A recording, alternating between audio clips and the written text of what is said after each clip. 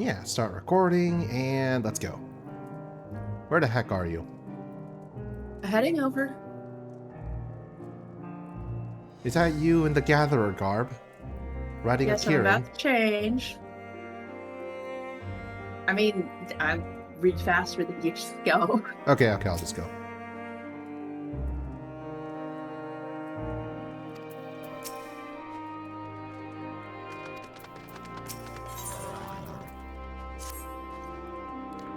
What ho, chums! Been given something to do, have you? As it happens, I too have been ordered to make myself useful. Sounds like a rather tall order. Since you ask, we're to scour the Eblin Rime for survivors. What? Wander around ice fields on the off chance you'll find someone? You'd take forever to finish the job without the benefit of my expertise, or more specifically, my telescope. Come, friends, I know just the spot to begin our search.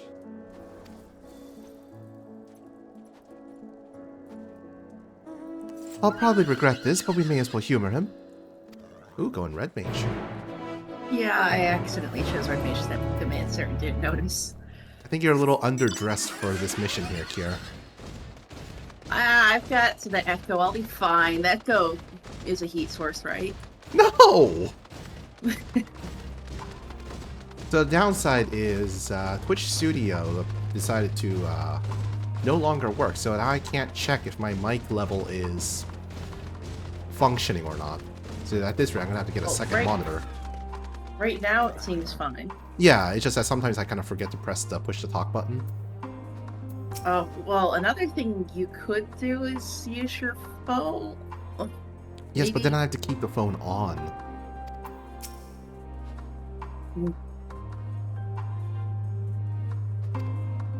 But also, if you're just listening for the audio, you can just have it in the background.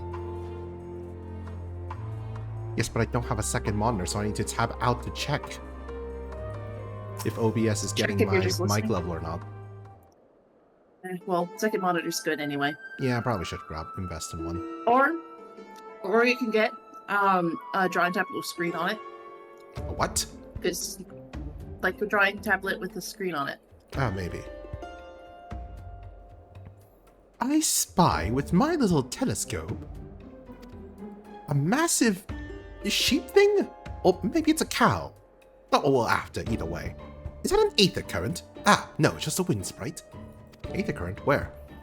Other than that, it's all snow, snow, snow. But lo! What do I see yon hillock? There's no mistaking it. That's a girl.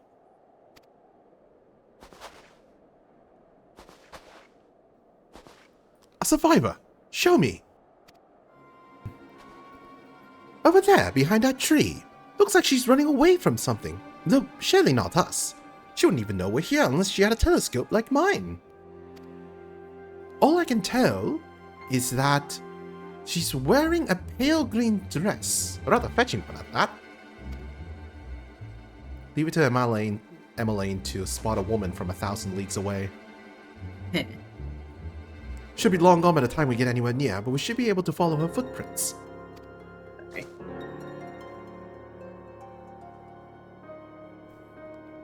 I'll let Lucia know where you're heading. Oh, and take these warming tinctures with you.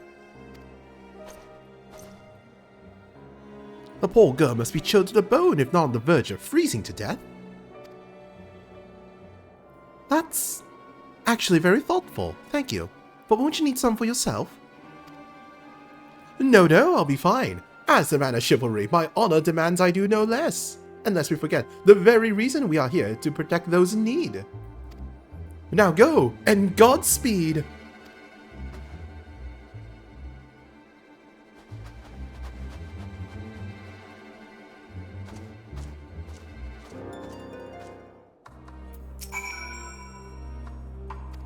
Ah, character development.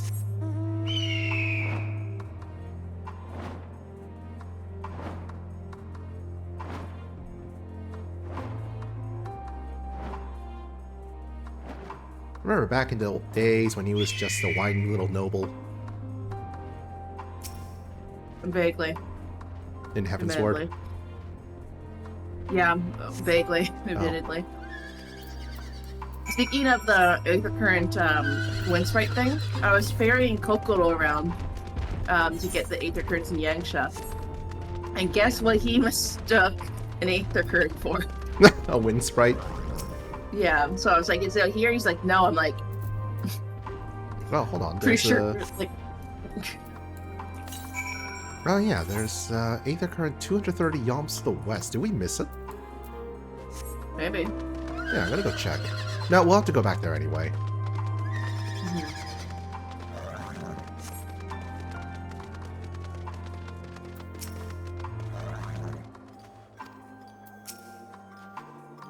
We're getting closer. I'm sure of it. At first we thought she'd gone inside the building, but the door doesn't look like it's been opened in some time. She might still be nearby, so we'll keep looking around here. Then again, it's also possible she ran right past this place. Would you mind searching up ahead?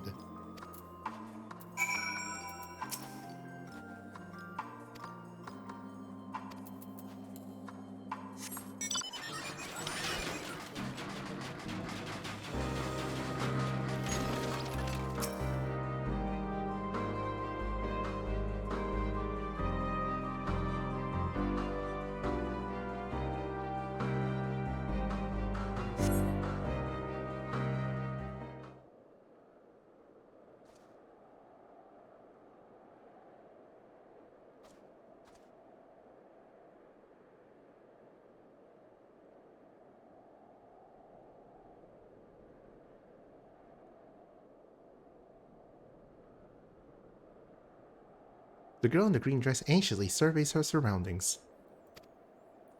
Worried to call out to her from this distance, it might attract wild beasts to your location. It'll be safer to get closer first, but you must do so without drawing her attention.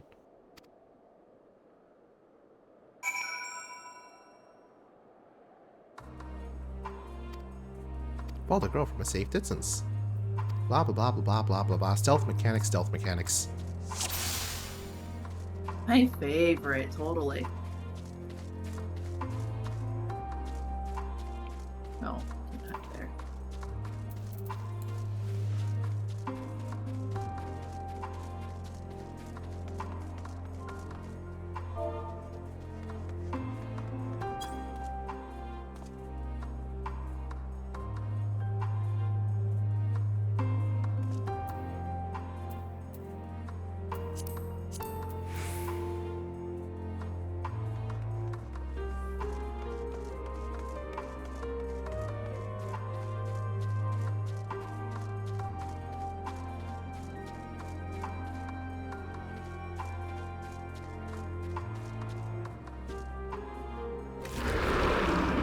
Here, that's not very stealthy of you. I didn't mean to. I'm just trying to get behind the tree.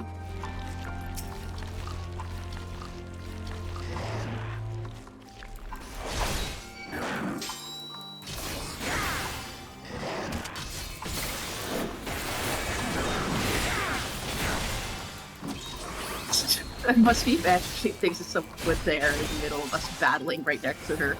Yep.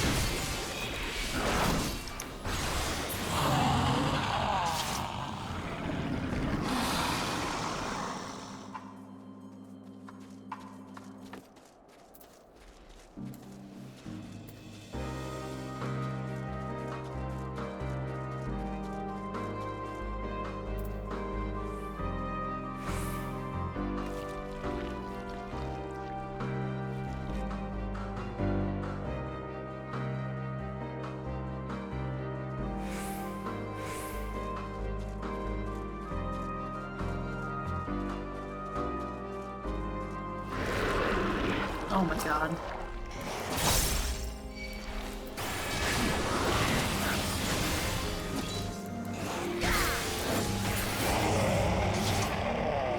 Nope, does not see the giant monster dying next to her. Nope. Probably just happens often.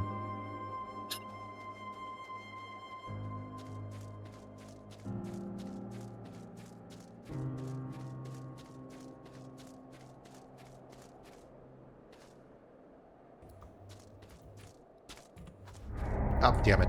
I failed. Got too close. Oh, I'm sorry. I'll catch up then. Once I finish this, I'll try to help. Oh, you're fine. I'm more stealth. I got only spotted by one thing. You got spotted by two. So I'm more stealthy. Except I didn't get spotted by the girl. Ugh. I got spotted by those things because I was hiding from her.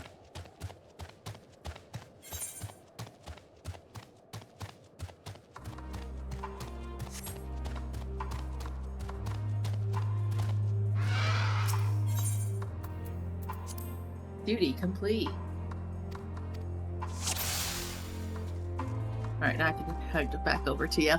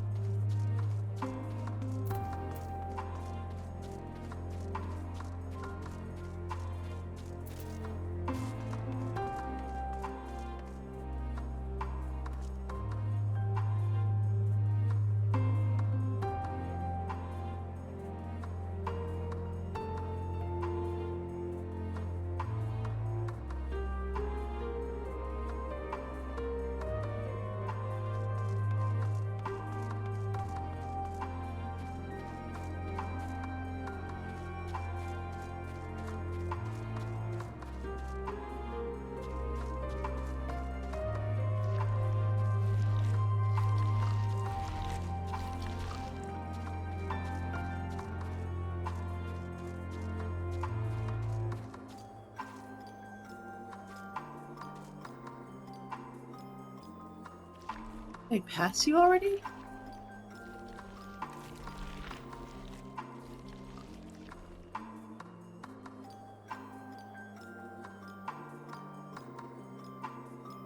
Mm-hmm.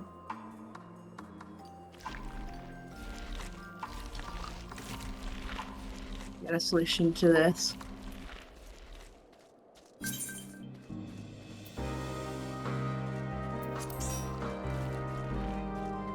Yep, I did. I'm an idiot.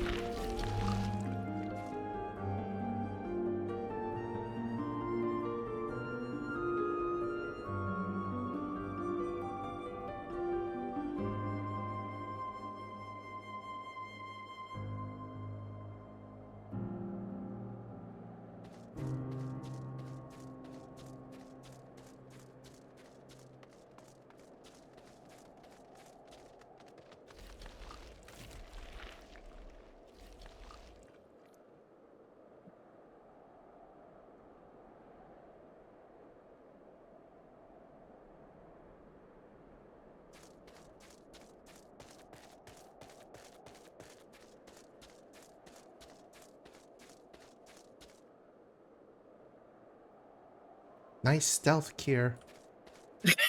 Right? There's no way she can see me. No.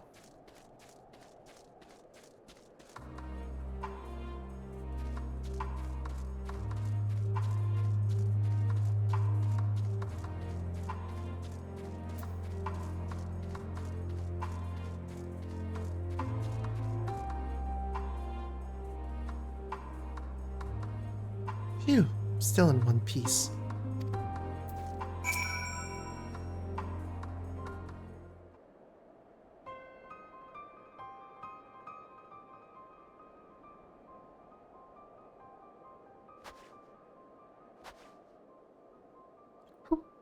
Who are you? Stay back! This house is packed with explosives! Take another step and I'll blow this place sky high! Please, we just want to talk.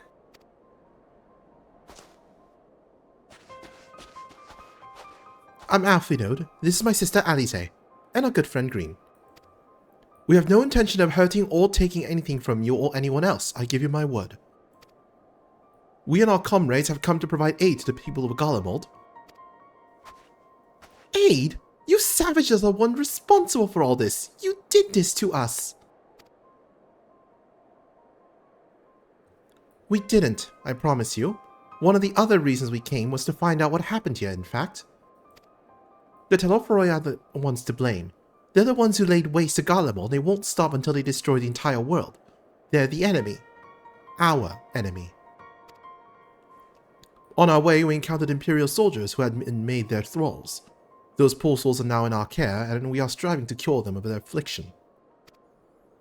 You're the first person we met who wasn't already enslaved. How were you able to escape the Telophoroi's influence? Are there any others like you? I'm sorry, I don't mean to overwhelm you. Let's start with the introductions. Can you tell me your name?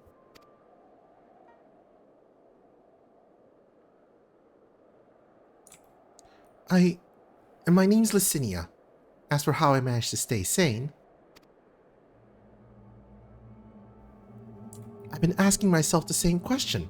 Ever since that night, and the roar, that terrible roar, and then the screams. I was screaming too, I think. I'm not sure, I can't remember.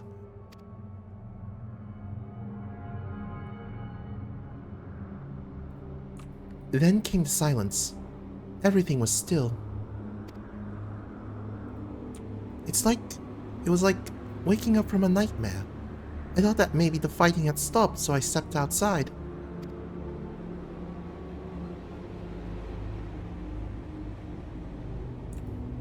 If your hells are real, I saw one that day. I ran past friends, people I'd known all my life, eyes vacant, dead, staring at the sky. Others were mad and violent.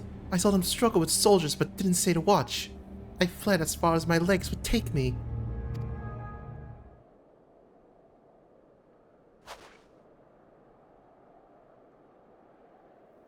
Do you have family here? Is this their home?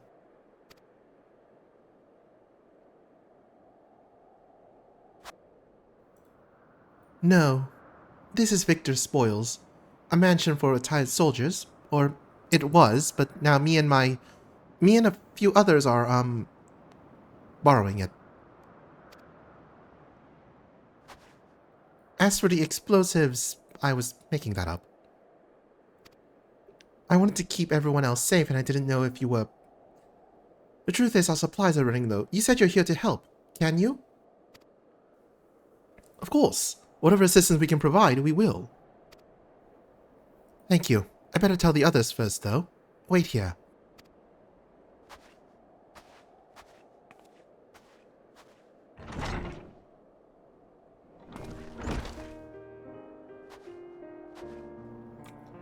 This is everyone. Licinia says you can be trusted. These are desperate times. We'd be fools to let foreign troops into our home. Having said that, were you to provide us with means of heating the place, as a sign of goodwill, perhaps we could take you at your word. If that is too much to ask, then let us be. Time to put my firewood gathering skills to use. Could you provide a spark with a little magic, Alice? We have the tinctures. We'll have a fire burning in no time. May we build it under that gazebo? The what? Oh, you mean the bower. Yes, do as you will.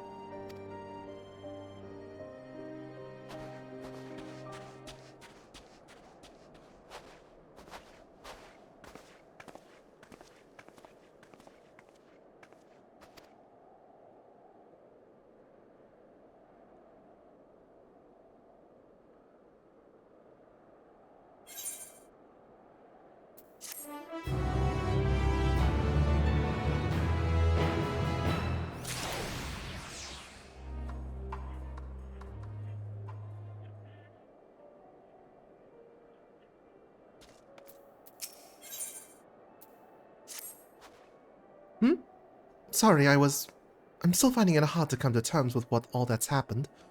Now that you're here, though, I'm hoping things might change for the better. You know, I worked up quite a sweat from all that running about, so I'll leave space around the fire for the others. As you can tell, they're in a far worse state than me. We're planning to look for somewhere warmer or with more food, but they're not going anywhere until we nurse them back to health. which I don't know how to do. Is there anything you can do to help them?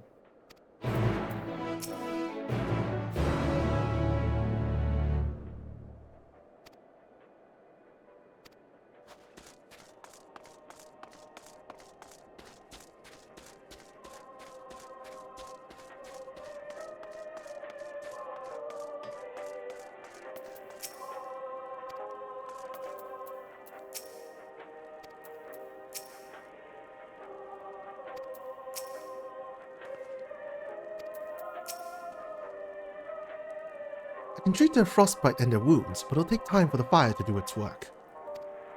Now will be a good occasion to make use of Emanelane's tinctures, the ones that can warm the body from the inside out. We should make sure everyone gets one.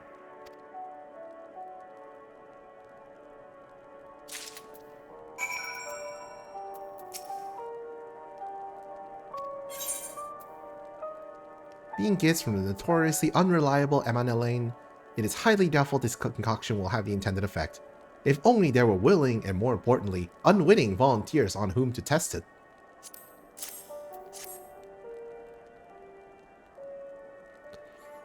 Warming tincture? Never heard of such a thing. No harm in trying. But tell me, have you heard all of the city? Though calling it that seems absurd after what's happened, it's nothing but ruins now.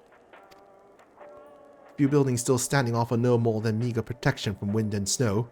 Food production, water purification, the magic tech that sustained us has come to a grinding halt. What machina that remains operational cannot be run for a lack of ceruleum. Of course, Cerulia Ingens is full of the stuff for all good it does us. No one knows the first thing about extraction or refinement.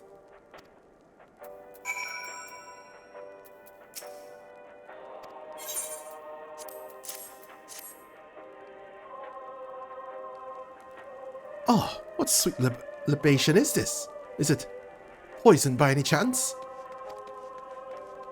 It was a joke, a joke. If I laugh, 'tis that I may not weep, so said the poet. And alas, my tears would freeze on my cheeks ere they fell. We are the blessed damned to bear witness to the fall of the great empire, while our brethren lie dead, or live on as puppets of flesh. First came the war, then came the roar. When the morning came, Garlemald was no more.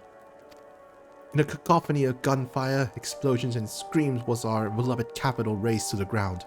From the rubble rose the disheveled remnants, the lavish finery caked in ash as they shuffled mindlessly towards the palace. Each bearing a fragment of stone or metal, an offering perhaps to the architect of our destruction. A hopeful few tried to reason with the deranged, only to be beaten for their kindness. But I knew better than to plead with the horde. I fled with my health, if not my conscience, preserved. Now I wait with my fellow cowards for our final judgment.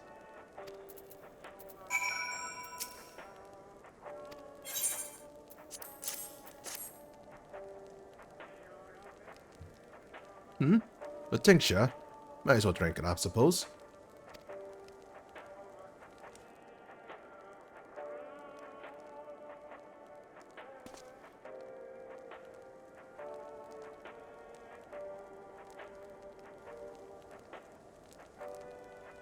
This? It's a radio. You don't have them where you come from, I take it.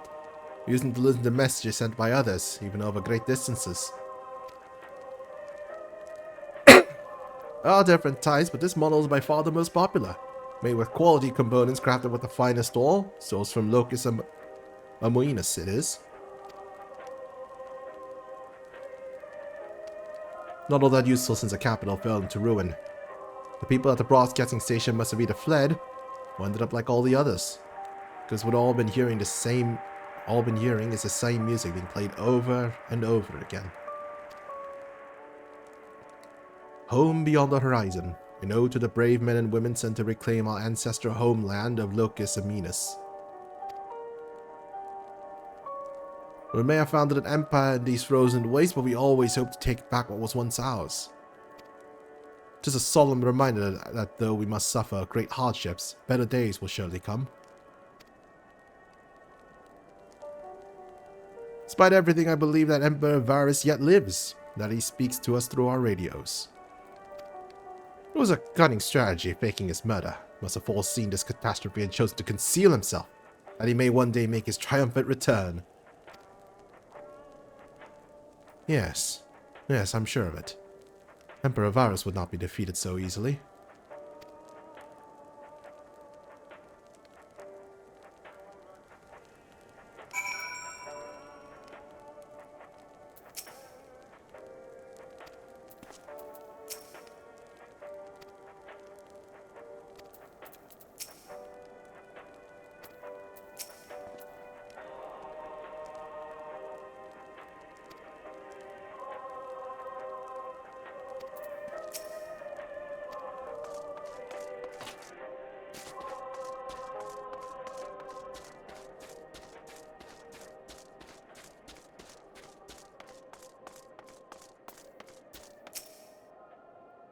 What's that?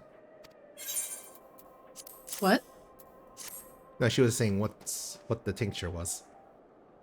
Oh, sorry. I thought you were asking me. Like, No, you're what? fine. No, you're fine. So this is what you gave the others. Thank you. I'll save it for later. Actually, I have a few things to ask you. Are you part of the group staying in the Laterum? I saw Legatus Virgilia's troops heading towards the Magnus Glaciers a few days ago. Are they the ones you encountered?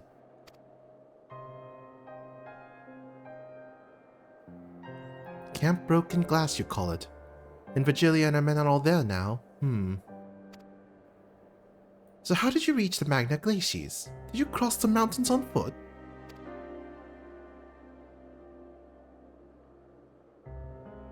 Airships. And there might be a way to... Zinnia? Where is everyone? Is something the matter? Sounds like you got patients that need to be healed. A voice from inside, you say? You must be imagining things. Everyone's out here. Perhaps a baby Almasty has found his way into the house. It wouldn't be the first time. Without the soldiers to scare them off, wild animals have been roaming closer to settlements. Some have been known to attack people too. Yeah, they attacked Kira while she was trying to be stealthy. Hey, I was the only one that didn't get noticed by her. I've just had an idea. If Unions are strong enough to defeat a Legatus, then surely a few beasts shouldn't pose a threat.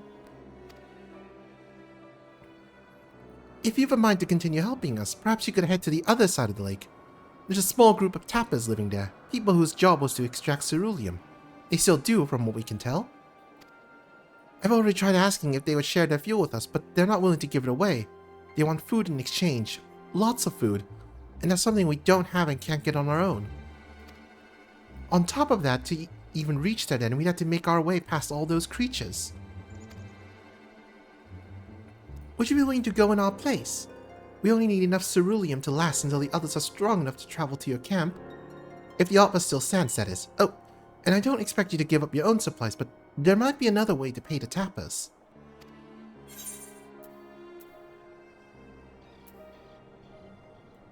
You best watch out for baby Almasties while we're away. Ah, yes, of course. If I see any, I'll be sure to shoo them away. To reach tappers, then you'll have to cross the lake. The ice is thick enough to support a person's weight, but if you'd rather not take the risk, you'll need to take the long way around. Finding the entrance can be a bit tricky too, so it's easier to just look for someone standing guard outside. However you decide to head there, please be careful.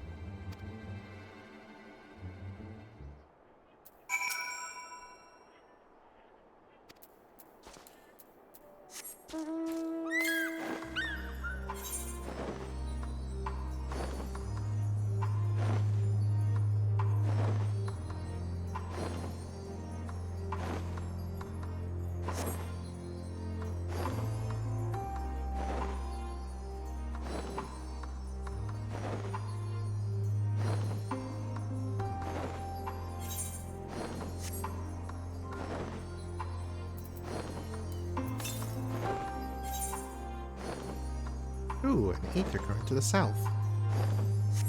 Oh, I completely forgot to be checking. But yeah, it should be real close to here. It's the southeast, so I'm guessing it's inside. Maybe.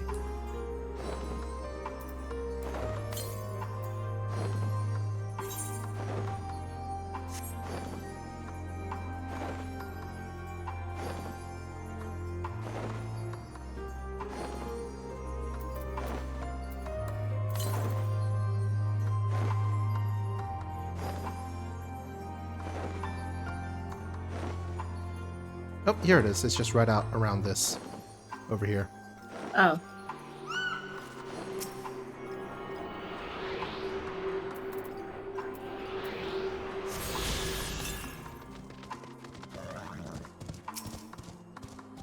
Oh no, what have you done?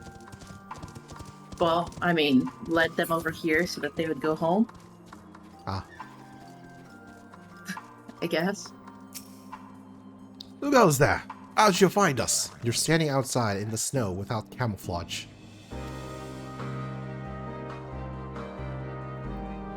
What do you mean I stand out like a sore thumb? If the purebloods over at Victor Sports hadn't given away our location, you'd never have found us. Well, stuck-up assholes thought they could come waltzing in here demanding ceruleum with nothing to offer in return. Looks like the boot's on the other foot now that the capital's gone to shite. So they resorted to sending you to negotiate. I know your game sells, Sword. If they think we'll give in to intimidation, they got another thing coming.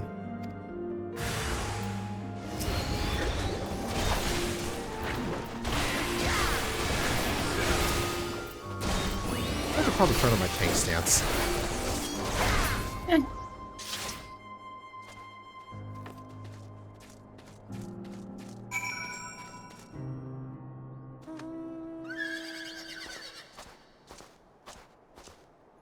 There you are. Just after you left, Cinia asked me to go and catch up with you, in case you needed a hand. Someone must have let slip that I have a little experience in transporting barrels of ceruleum.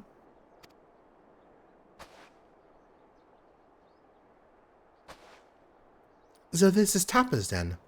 Well then, after you?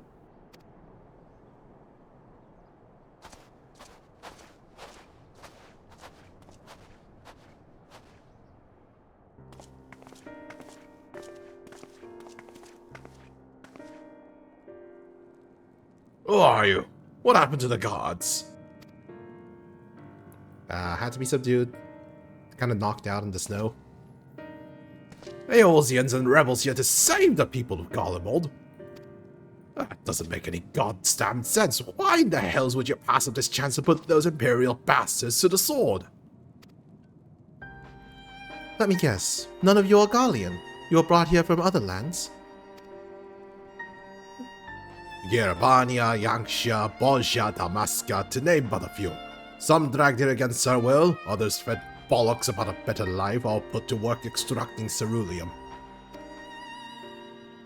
All given the esteemed title of An, placing us firmly on the bottom rung of the ladder. But the old hierarchy means nothing in the new Garlemald, says we. But the only thing that's escaped more or less unscathed is the Cerulia engines. Still sustaining us even with our paymasters out of the picture.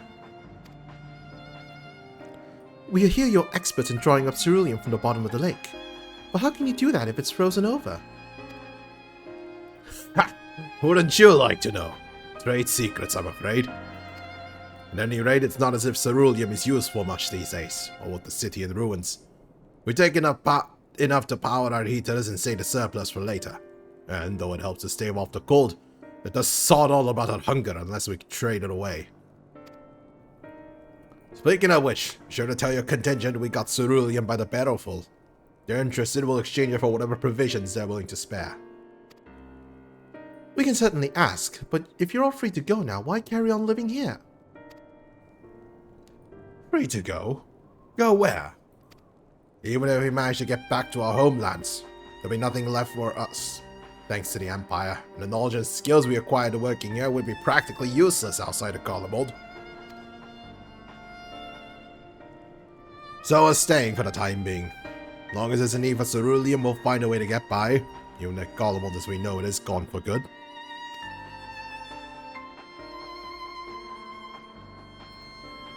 Gone for good.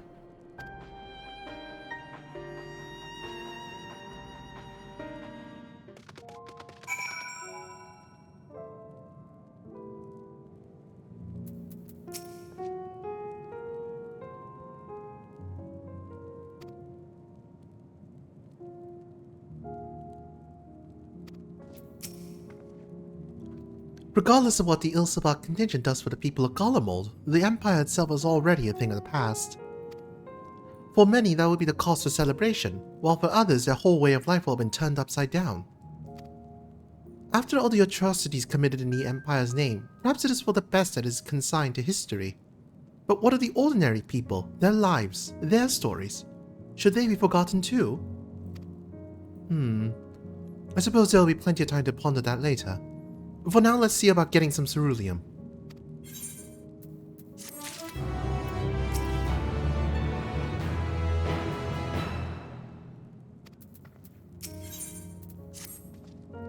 So, you come seeking ceruleum, have you? What? Those purebloods up at Victor's Spoils sent you? Turned to their enemies for help. Must be more desperate than I thought. And again, Licinia's got a little sister to think about. A sister? But we only saw Licinia and 3 men. It's possible she died from whatever was ailing her. She needed treatment. I doubt there'd be any way to get it around here.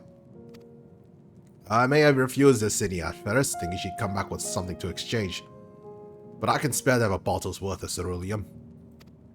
Consider it a reward for introducing me to the rest of your contingent. Sure to send them our way, you hear?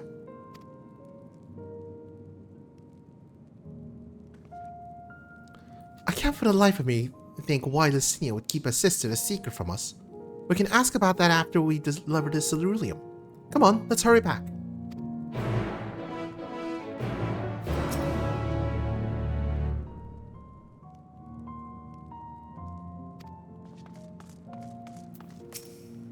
What's that? What? Sorry, I heard something. Oh.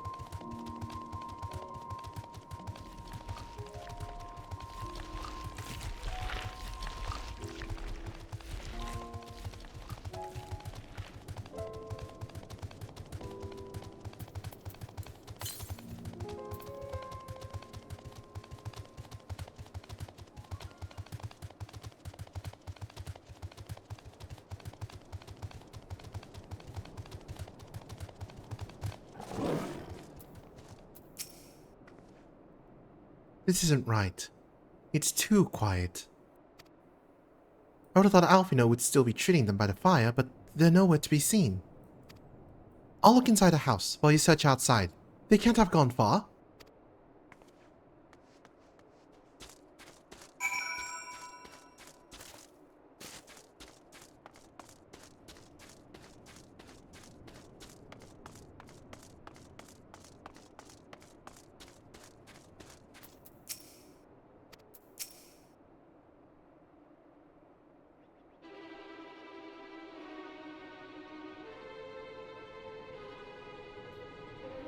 They asked me to help carry supplies, but when I followed them back here, they attacked me.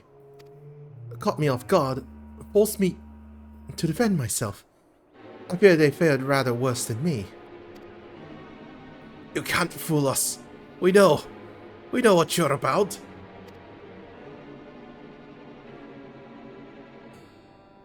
Vultures, that's what you are. Wedging into wings for us to show weakness, then in you swoop. Here to help. What rot. All a ploy to make us lower our guard. Let you in. Put ourselves at your mercy. Put us in chains, steal our lands, get your revenge.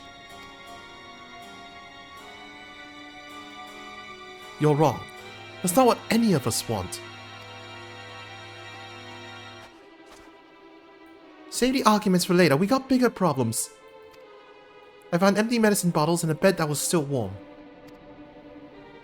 It's true. Licinia was hiding a sick sister inside the house.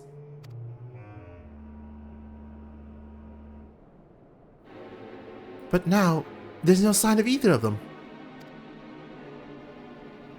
Where are they? Where did they go?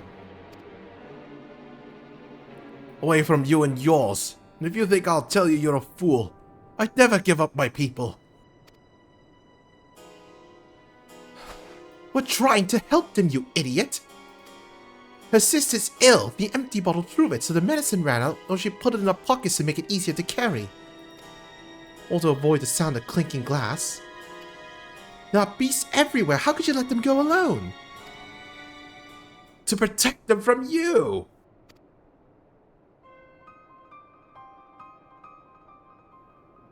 You invade our homeland, tainted with the same sorcerer used to slay our countrymen. A Garlean should sooner die than suffer the insult.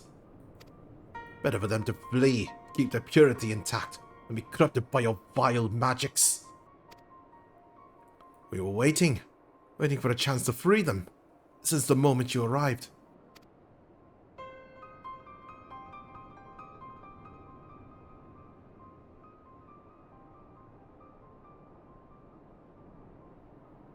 This is getting us nowhere.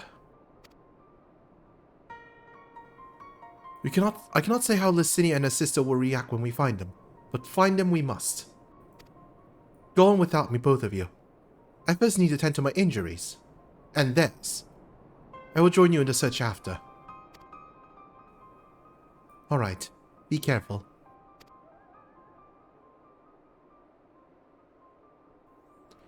We'll do our best to find them quickly. There's only one path out of here, so that's where we'll start.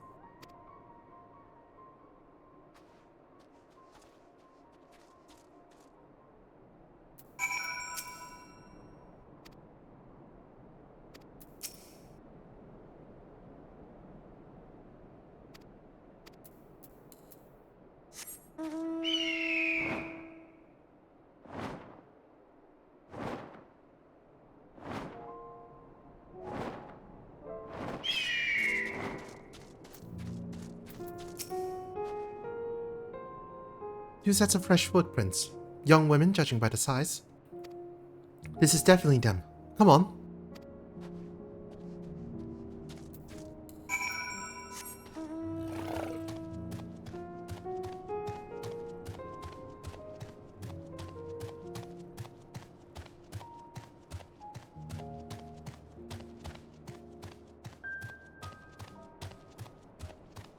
What you doing over there, Kier?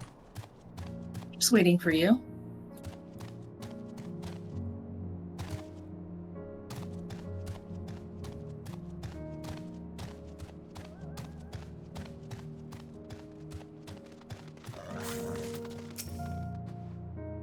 The trail stops at the frozen lake. Perhaps they chose this route as not to leave footprints. I can't think of any other reason. Look at this place.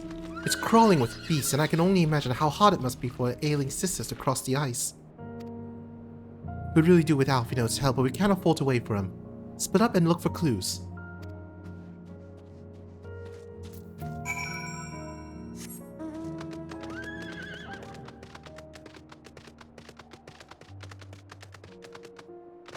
Oh, there's one over here. What I just hit is fake. Like, red herring, I guess. Oh. Got a half-buried piece of paper. The wet paper half buried in the snow appears to be a flyer for a theater group, though the runs... Oh, it's just a red herring. Yeah.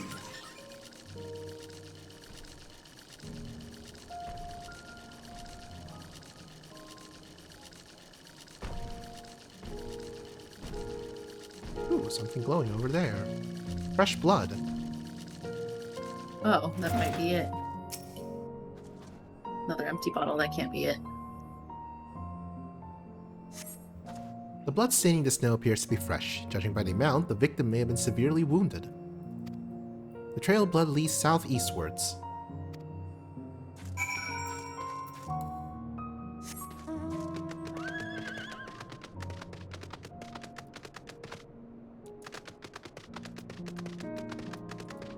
Oh, that's an A rank. Nope, nope, nope, nope. Herrigs are aggressive, yeah. Hmm? They're aggressive, right? Yes. Alright, I shall keep my distance. That was not the A rank that's targeted me.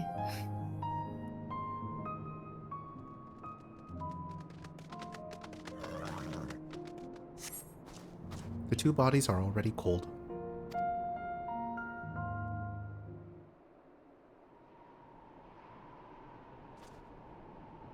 That's depressing. Yep.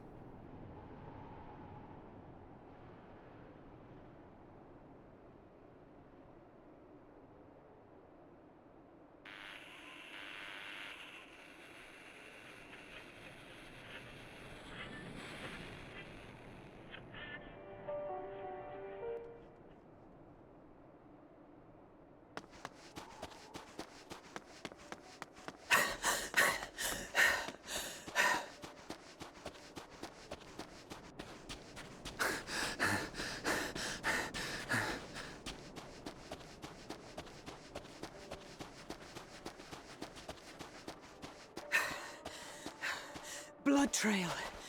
We found one. They were attacked.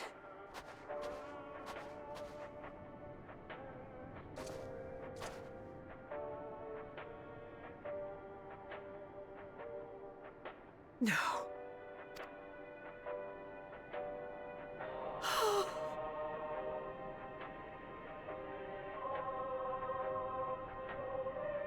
Why? Why wouldn't they?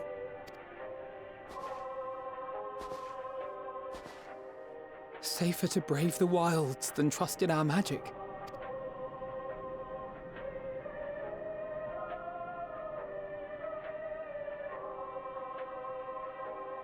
We should have... I should have...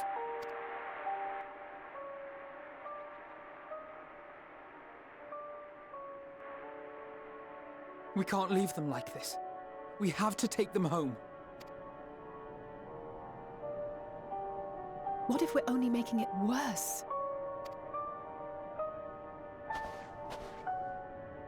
Maybe we don't belong here, but neither do they. Not out here in the wind and the cold.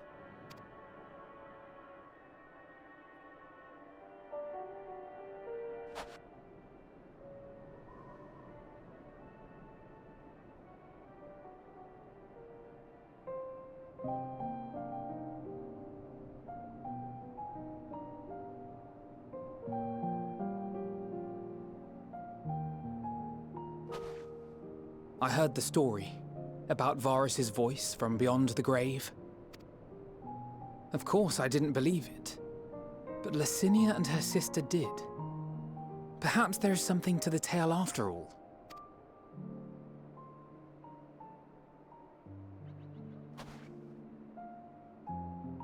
I want to understand, so I'm going to borrow this for a while, if that's all right. You had every reason not to trust us. We came as trespassers, invaders. But I pray that in time, we will be more than that to you. That we will find a way to help your loved ones. And see that no more children are left to freeze alone in the snow.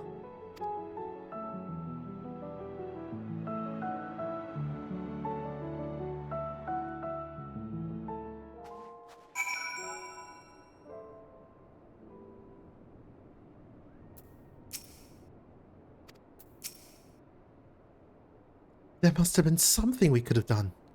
But what? Should we have never come here? Would they still be alive if we hadn't?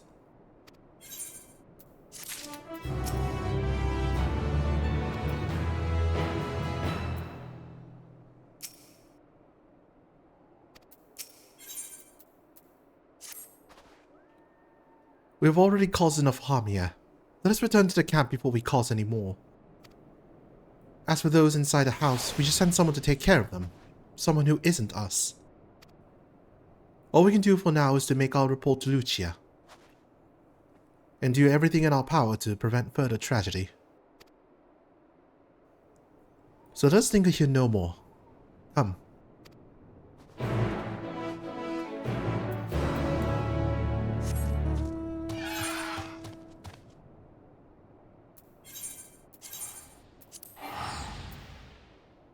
Oh, you're already teleporting.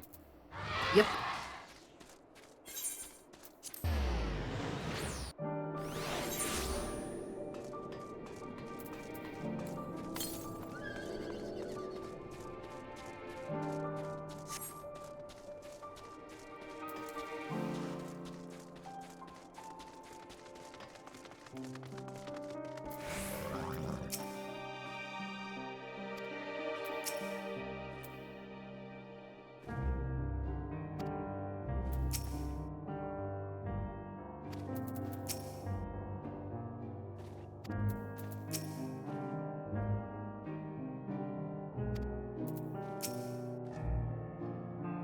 Alice and Alfino tell me they finished their preliminary search for survivors, but refrain from saying much more than that.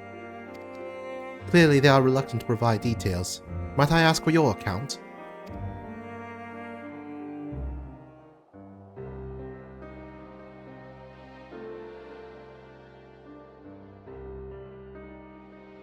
Thank you for your report.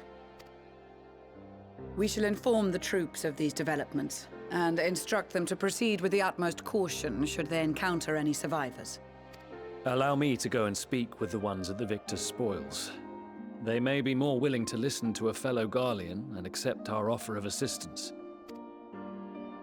I pray you are right. And though I am loath to burden you any further, should there be an appropriate occasion to speak of Licinia and her sister, please do so.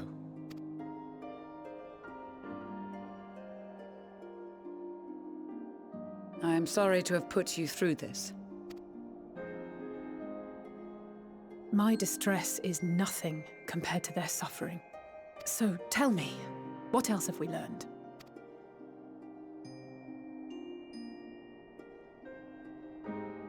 As you may have already heard, we have succeeded in curing the members of the Popularis, Maxima identified. They have provided us with some intriguing insights into the current state of Garlemald. The assassination of Emperor Varus was the catalyst for the civil war. Nerva declared his claim to the throne, and his opponents refused to recognize it.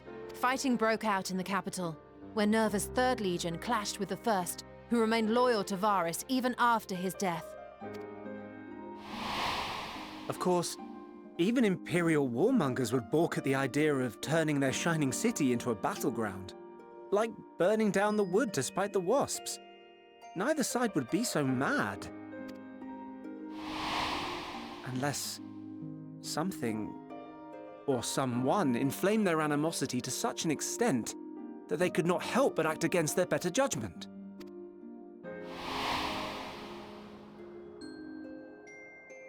It brings to mind events at the Gimlet Dark, does it not?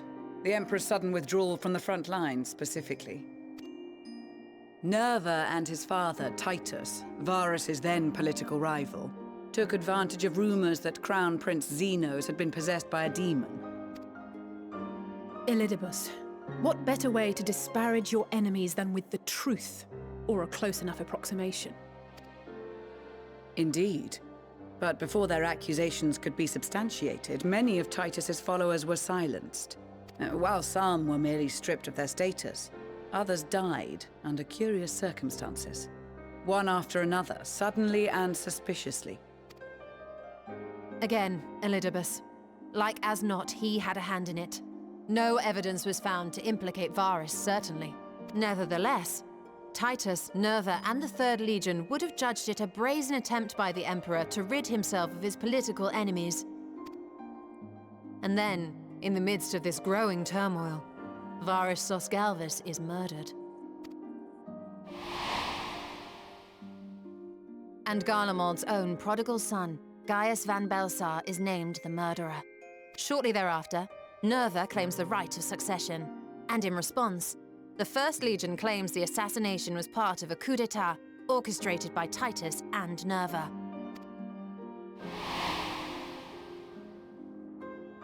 So no one is at fault, and everyone else is to blame. I should add that both parties received substantial financial backing, presumably to provide them with the means and encouragement to pursue a swift victory, and that these contributions came from the self-same benefactor. I'd heard House Brutus had been filling the Third Legion's coffers, but the First as well. It would seem so. Though the Populares determined that the First Legion received funds from a variety of organizations, all had connections to House Brutus.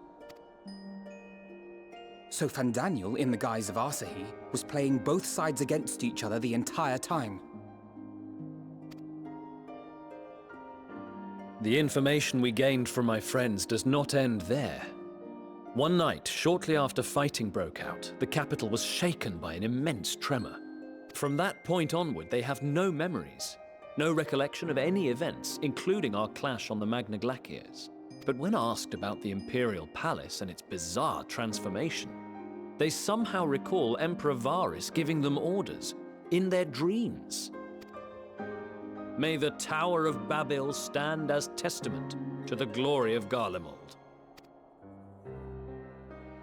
This sounds awfully familiar. We have something to show you all. I feel like at this rate we're gonna have to fight a primal version of Varus. That would scan, yes. Yeah.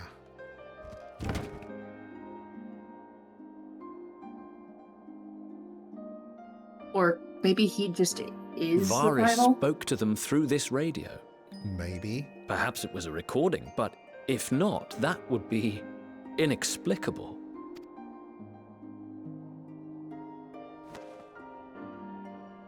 We are of one mind, then.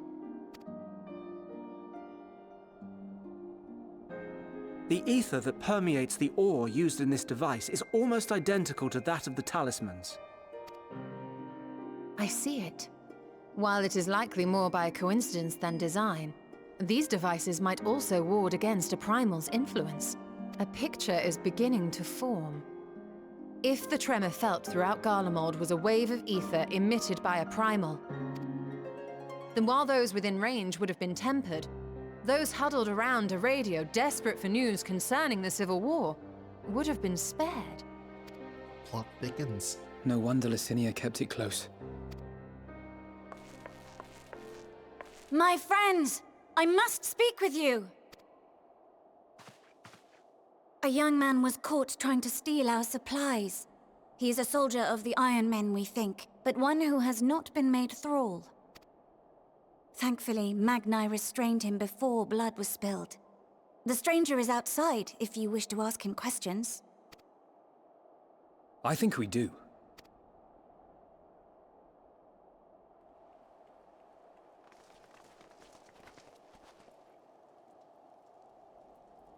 Who do we have here?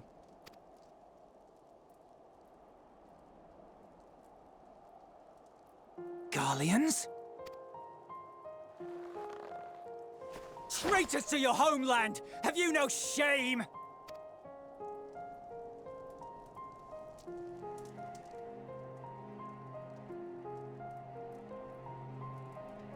I am Lucia Junius, a Temple Knight of Ishgard. And you are? Iulus Pier Norbanus. And that's all you invaders will get from me. We are not here to invade Garlemald. Far from it. Like you, our allies in Eorzea and the Far East fight in defense of their lives and their loved ones even as we speak. But it is the people of Garlemald who have suffered most. This we know. And that is why we have come to offer you our aid, that we may unite against our common foe.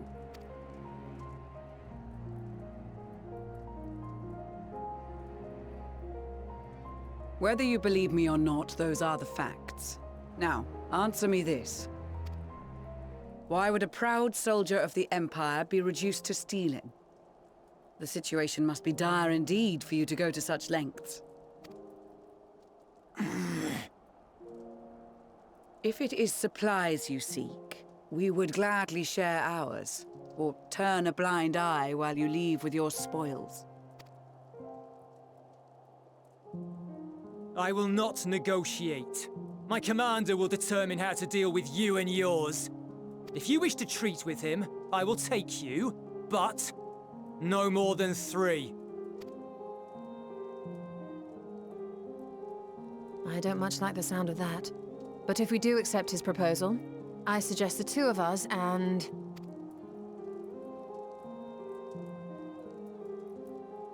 Please allow me and Alize to act as envoys. May I ask why? We have seen with our own eyes the hardships the Garleans face. How their futures and lives hang in the balance. It's not the warmest invitation, but it's an opportunity to prove our intentions true. Maybe not a chance to make things right, but a chance to make them better.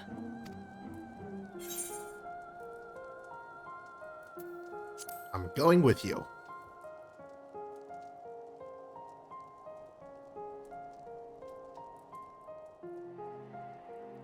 I can see that persuading you otherwise is a lost cause, but you will proceed with the utmost care.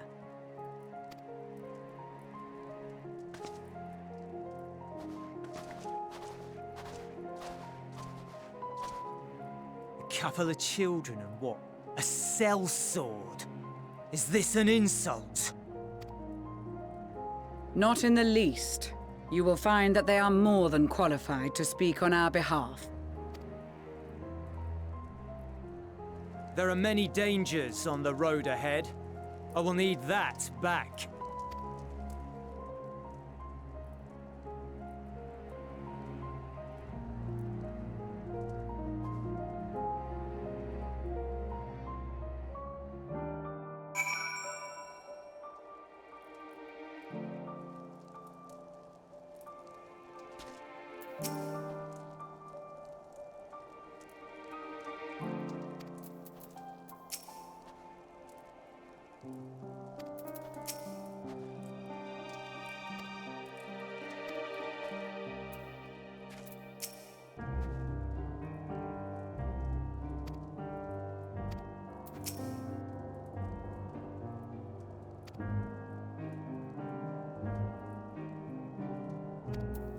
Ooh, First Legion.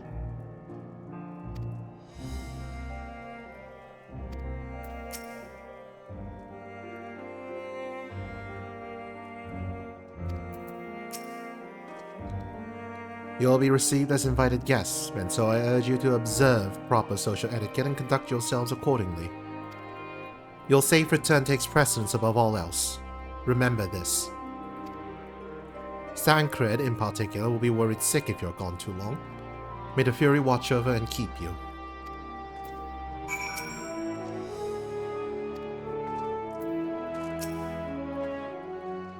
Are you and the children ready? I will explain the route once we are outside your camp. If anyone attempts to follow us, we will judge it an act of hostility. We will not hesitate to take appropriate measures. I would expect nothing less. You have our full cooperation.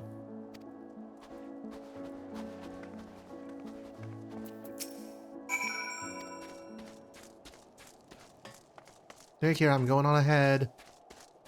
Okay. I'll catch up.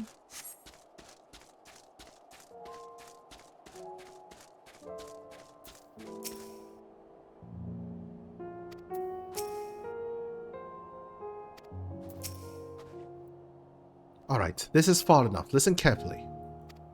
We head over that hill, then follow the road until we reach Liminal Station 4. Children in the lead. I want you where I can see you. We do have names, you know. I'm Alice and he's Alphinaud. And last but not least, there's Green. Green. Where have I heard that before? No matter. Alphinaud and Alice will watch the road ahead while we bring up the rear. I wasn't lying about the being many dangers. So you're to run, not saunter, run towards the station. If you think about even going for your weapon, the deal's off. Should any creatures bar the way, we go around them. Once you choose to depart, Julius will accompany you. Alphinaud and Alice will then begin moving towards his destination. Ready to make a dash for the station? Yes.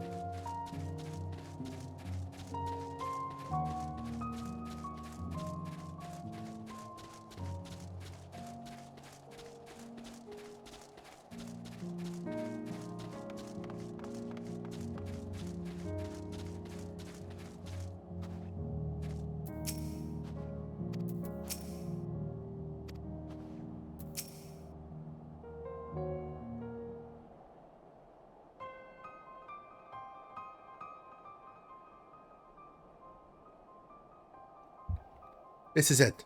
The first stop, that is.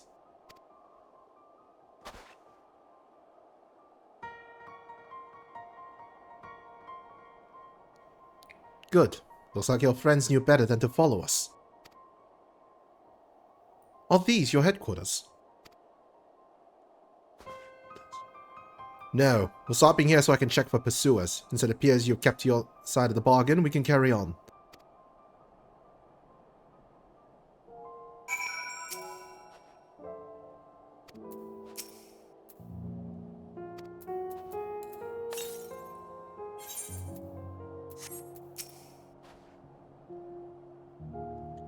North of the station is Regio Domorum, where one of the main residential areas. Well, at least it was. The afflicted roam the streets in packs. They'll tear us to shreds if given the chance. Keep close, no wandering off. Understood?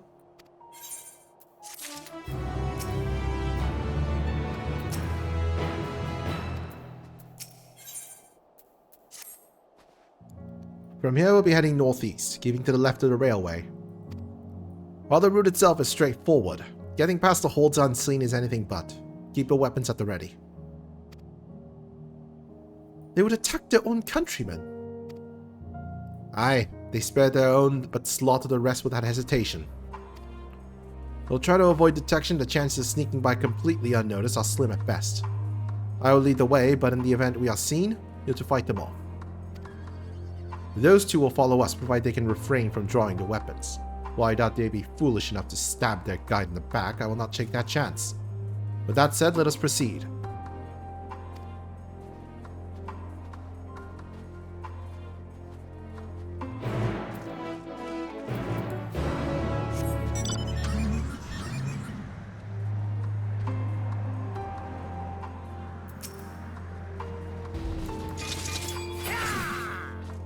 Oh.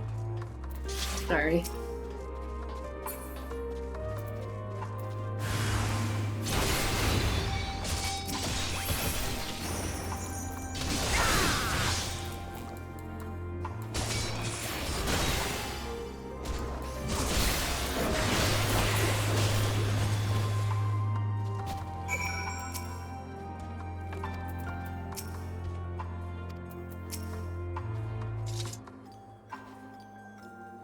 I see why your comrades chose you.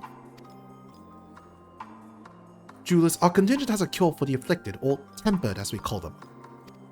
Your people would need to be taken into custody that we may administer the treatment, but they would eventually regain their sanity. Is that so? For I know your treatment would simply force them to forsake one master for another. As far as I and my legion are concerned, they are no longer our people. They're beyond saving. Those who thought differently and tried to reason with them were butchered for their bleeding hearts. Come, you have to keep moving.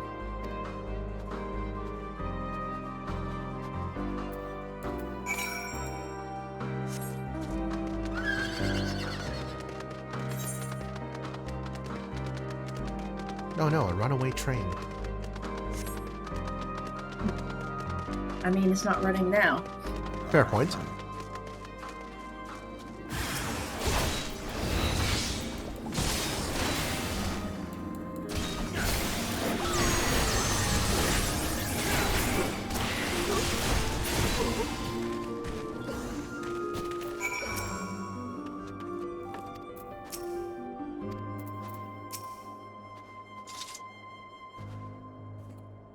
Looks like we're not being followed.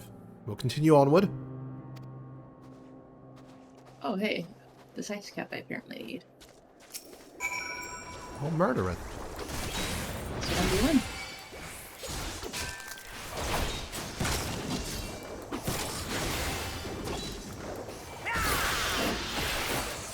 Shoot, how many do I need? 2. You can go on ahead so I'll catch up. Okay.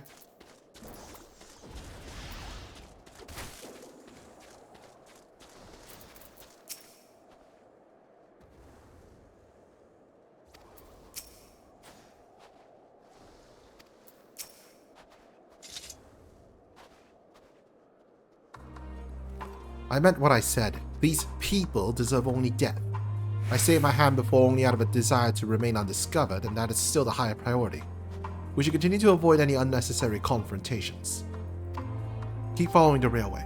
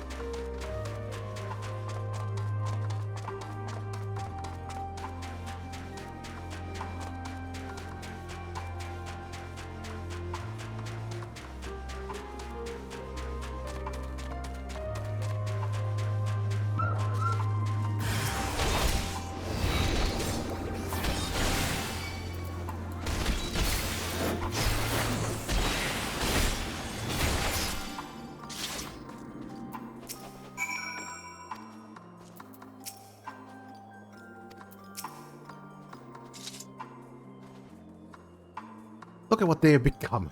Would you still stand there and claim that they can be cured? Those exposed to a vast quantity of a primal's ether may suffer severe corruption. Even with treatment, such victims are beyond salvation. And you admit it. Now that you've seen these monstrosities for yourself, perhaps you will think twice before speaking of a cure.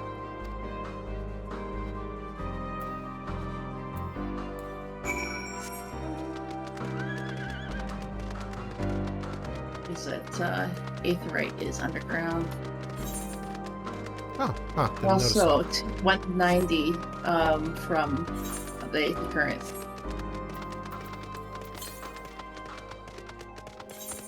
Oh, to the northwest, probably inside the facility.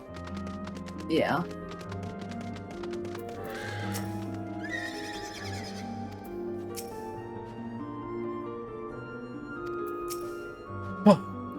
We're almost there.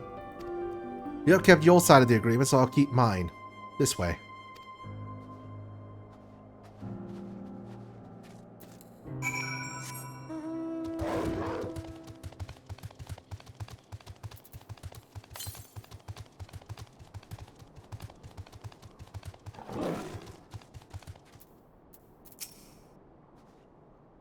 This is Tertium, one of Garlemald's largest stations.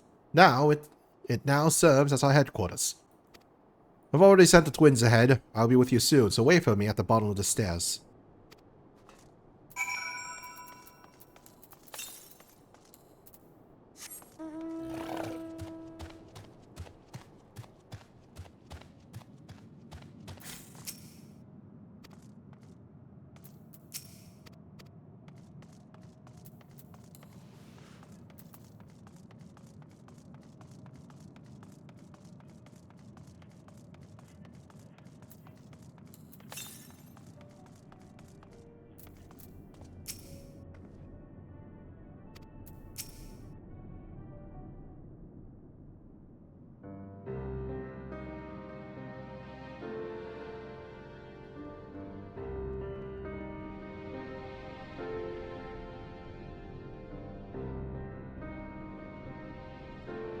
It's plain to see why they chose this as a base of their operations.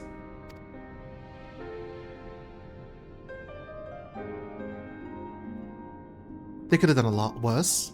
Even so, I imagine not the easiest place to live. Indeed.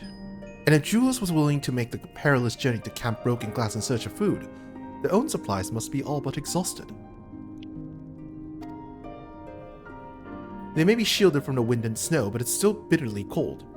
Much like the victor's spoils, it must be a constant struggle to keep their people warm.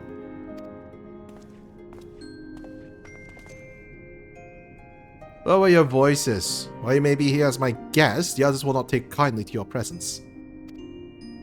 My commander is in the locomotive over there.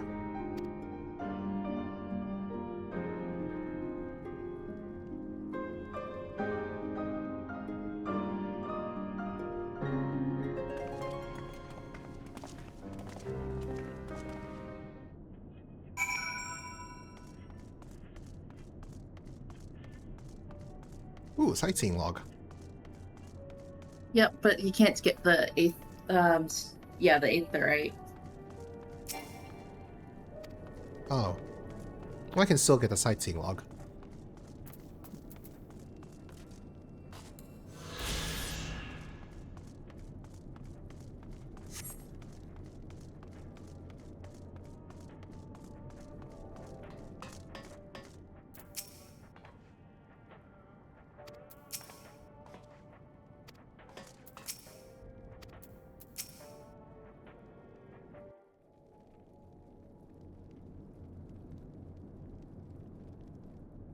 These are their chosen Sorry. representatives. Very well. Let us hear what they have to say. Yes, sir.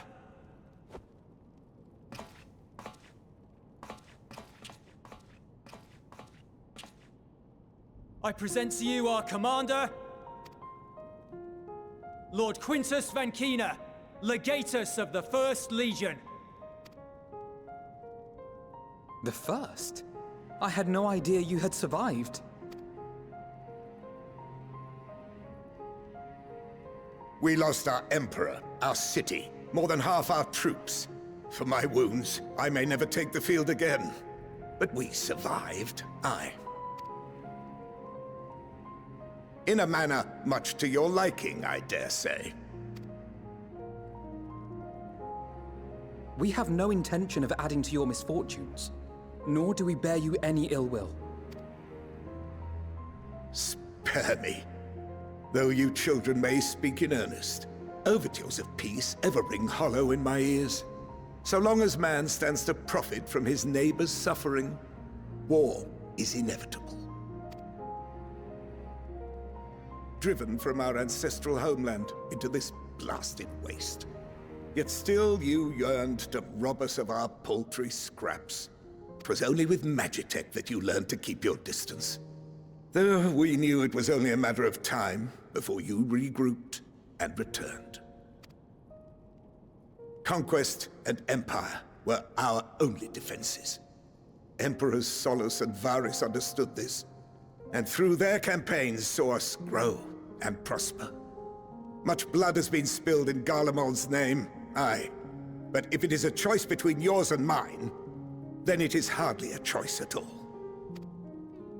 I do not deny that a great many conflicts throughout history were driven by the desire or necessity to gain by another's loss. That is not why we are here. Nor have we come to petition your aid in the war with the Telophoroi, grave though that threat may be. Our purpose is simply this. We wish to help you. Let us help you. If there is aught that can be done to ease your plight, we would be glad to do it. Perhaps you would.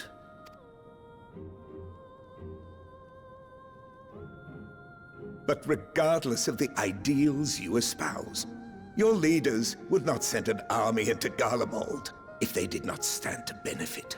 If we accept their aid, they will expect their efforts to be rewarded once the Telophoroi are no longer a threat.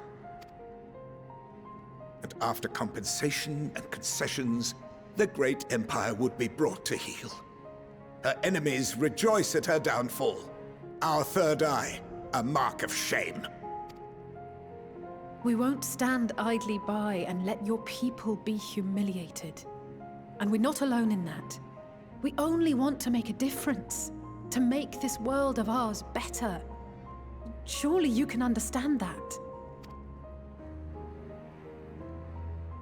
What I'm trying to say is, there are so many people who just don't care about making you suffer. And maybe that's almost insulting after all the suffering you feel the world has subjected your people to, but believe it or not, that's the truth. And now we're here, and all we're asking is for you to tell us what you want, what you hope for. So much blood has been shed, so much lost. All because of this endless war. Who wouldn't want to end it? Can we not work together to face our problems as one?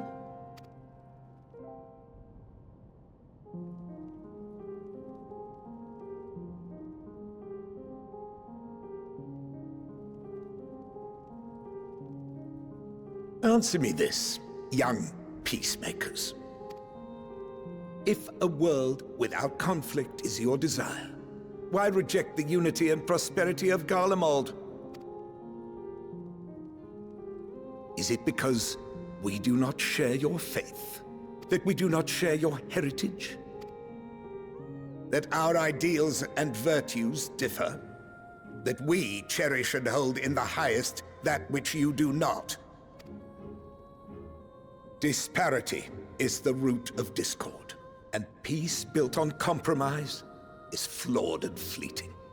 Happiness for one and all is a dream, and the reality is that to the victor go the spoils. That is why we Garleans will never submit nor surrender. For freedom and for pride, we will remain true to ourselves until the bitter end. That is my hope.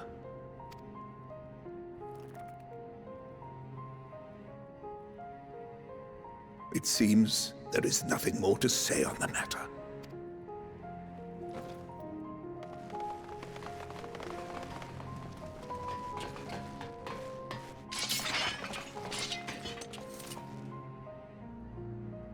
You will remain here while I decide what is to be done with you.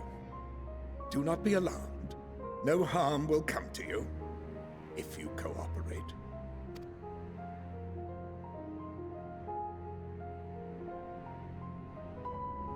We will not resist. However, as your guests, I ask that we be allowed to speak with the other members of your group. As you wish. I had no intention of locking you up, as by dawn you would be frozen stiff and you're no good to me dead.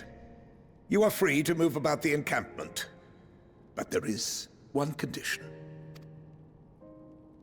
Collar them.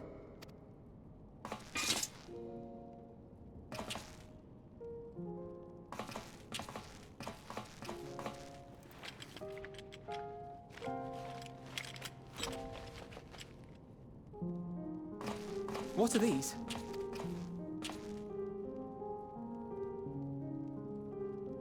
Incentive. You'll be watched at all times. Stray too far or act suspiciously, and we will administer a rather painful shock. Stop. Keep away from that one.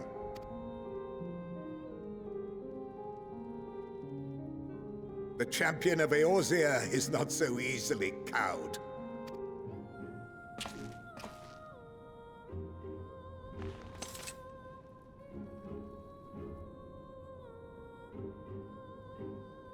Even if he allowed himself to be collared, the shock would be no more than an itch. No. If he refuses to obey, we will activate the twins' restraints instead.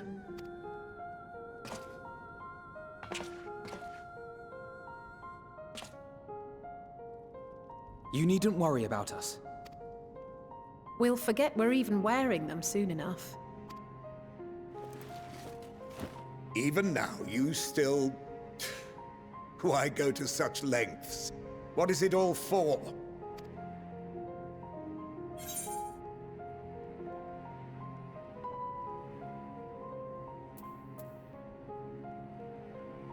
On the coldest, blackest of nights, meager though it may be, we must share the warmth of our fire.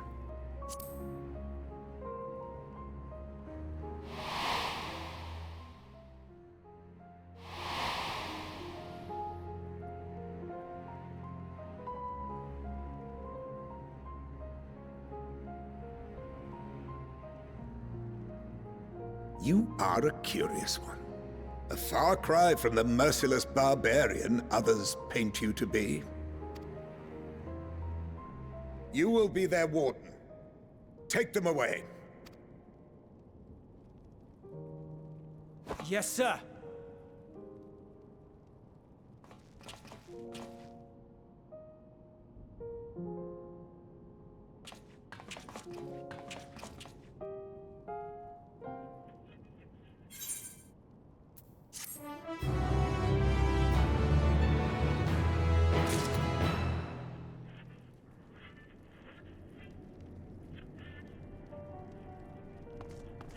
So he's like, why didn't you let us conquer you.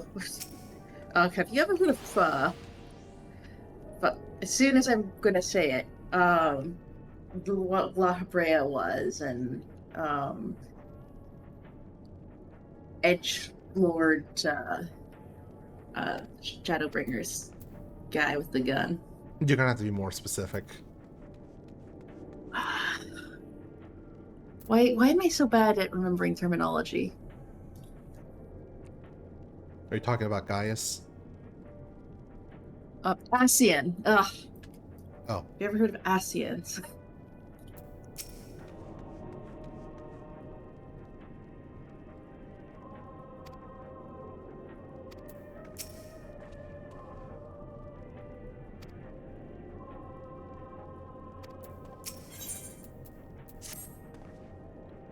As per Lord Quintus's instructions, I am to supervise you during your time here in Tertium. Before you ask, no, I don't have a key or any other means to remove your collars, nor would I tell you if I did. And if you try anything, you'll soon wish you hadn't. So, do you truly intend to speak with the others, or was that merely a ruse? We're in no hurry to disobey Lord Quintus, if that's what you mean. Or perhaps you doubt the wisdom of his decision.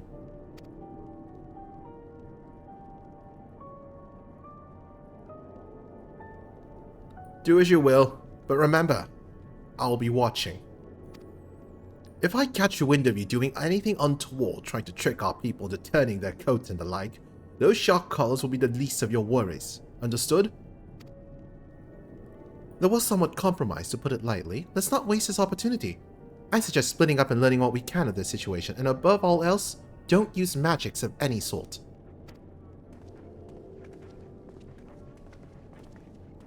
You, on the other hand, may go wheresoever you wish, even outside the camp.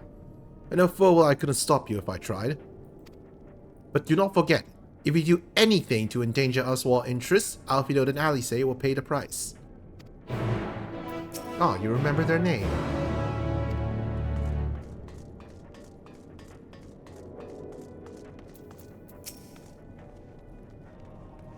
It's you, green slime.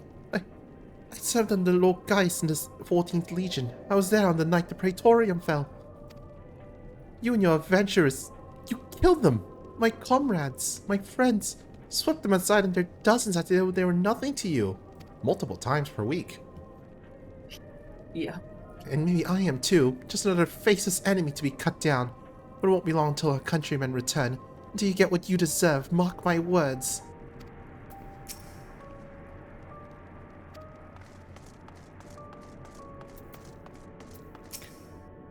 So cold. This young soldier on the verge of losing consciousness.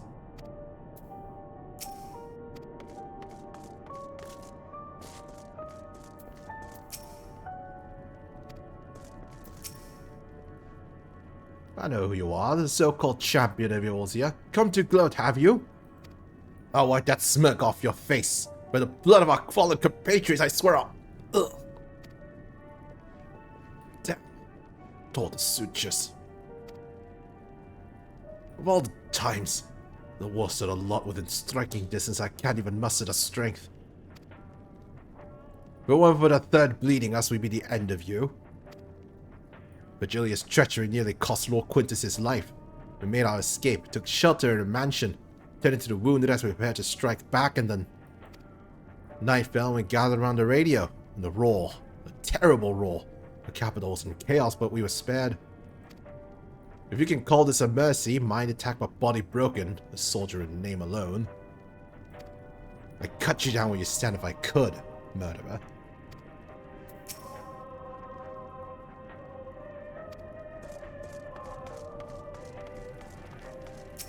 There's always two sides to every story.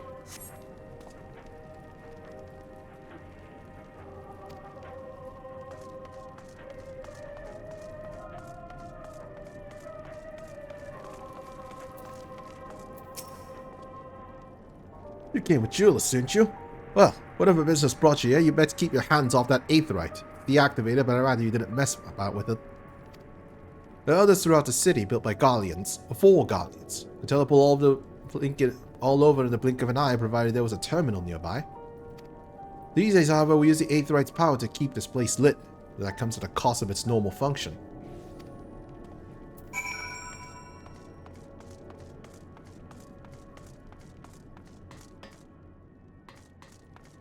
Oops, wrong car.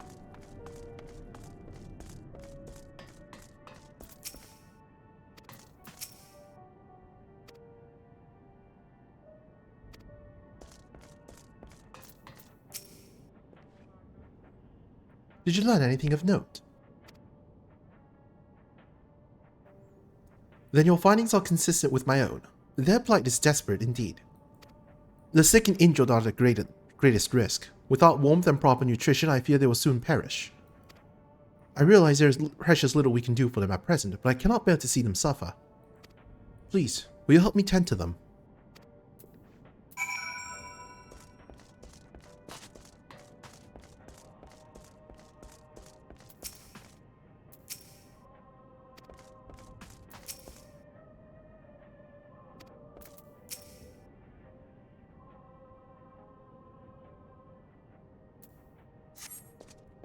Who's there? My eyes, I can't see all that well. Ah, thank you. The numbness has subsided a little. But I know it won't last much longer. Should look to the others who can still fight. Give them my ration. If me going hungry means someone else lives to see another day, so be it. At least I can still serve in that way.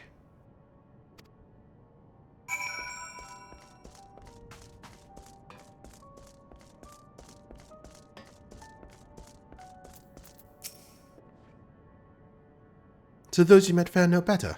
I was afraid you would say that. I know we were warned against meddling in their affairs, but we can't leave them like this. Perhaps we might gain permission to have the contingent deliver supplies. Quintus may have made his feelings on the matter quite clear, but even he must recognize they are not in a position to refuse help. Maybe Julius could persuade him, though we need to persuade Julius first.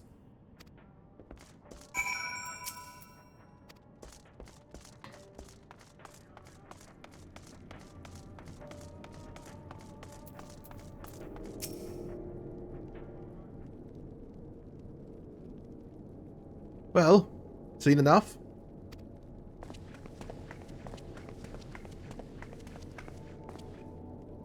Julius, the people here have barely enough food and fuel to survive. Have you or the other soldiers been able to procure any more supplies? We've been scavenging provisions from the nearby houses, as most families kept some stored away in the event they were snowed in. Still going out and getting it is dangerous work, and we have a lot of mouths to feed. Fuel is a greater concern, though. We had some ceruleum set aside, until it was stolen. We haven't identified a culprit. Could have been other refugees, or one of the afflicted, for all we know. Either way, we're down to the last dregs. Without the heating they need, those in poor health are only going to get worse instead of better. If it's ceruleum you need, our contingent has secured a ready supply. We can have some sent over. We will not accept your charity. If we can hold on a little longer, the situation is sure to change. Aye, everything will change.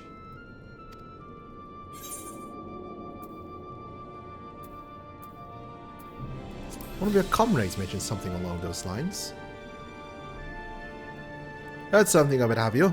Well, from what I've seen, there's little you can do to interfere, so there's no harm in telling you.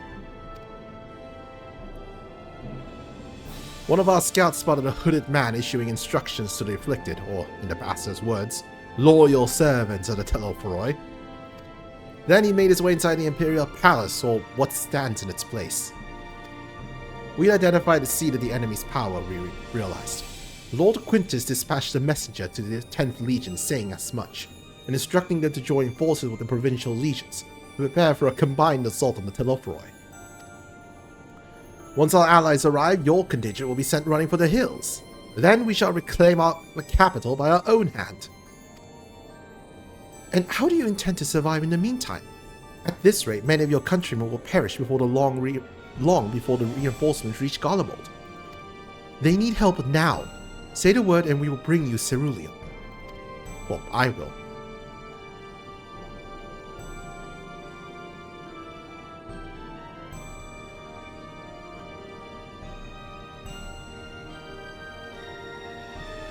I will speak with Lord Quintus.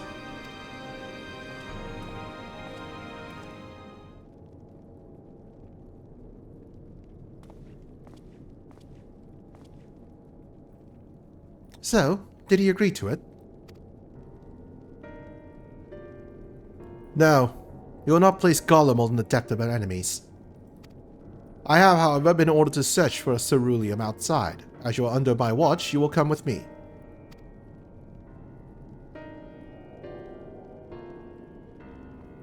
Very well. After all, many hands make light work. You lot are more trouble than you're worth. Once we are outside, you will follow my instructions to the letter. We depart shortly.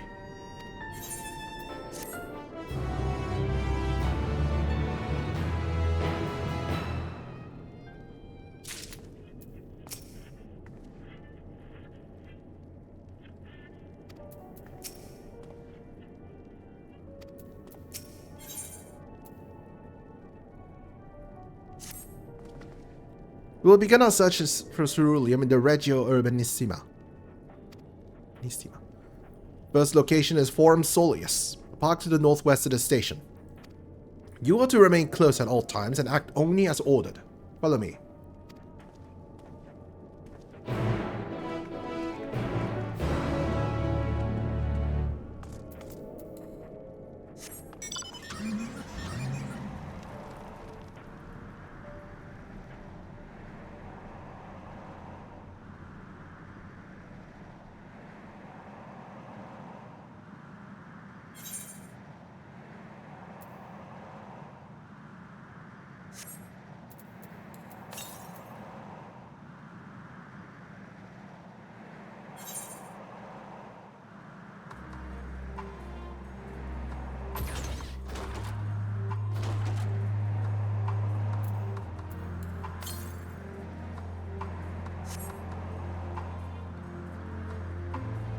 An aether current around here somewhere. Yeah, it'll be up by one of the points you have to interact with. Oh.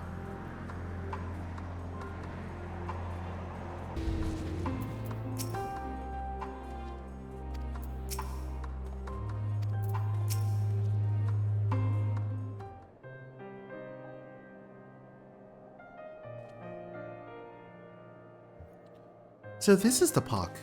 I'm surprised they found space for one amongst all these buildings. Actually, the recreational areas came first. The houses were later built around them.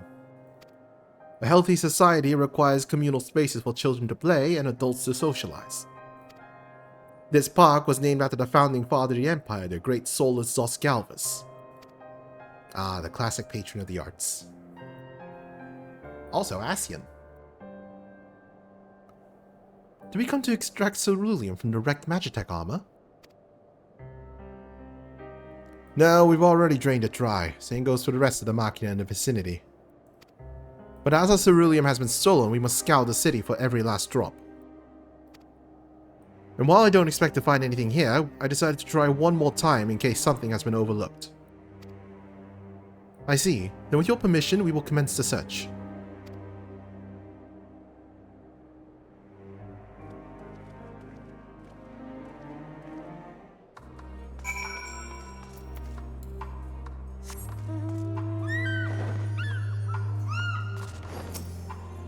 Ooh, a shop counter.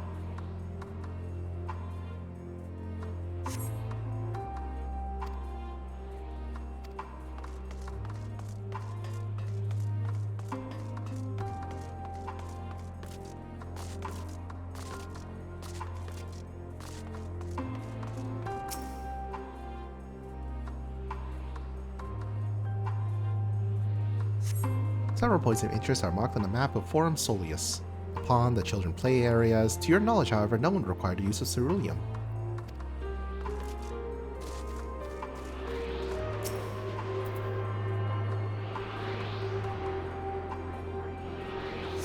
Aha, the aether current. Yep.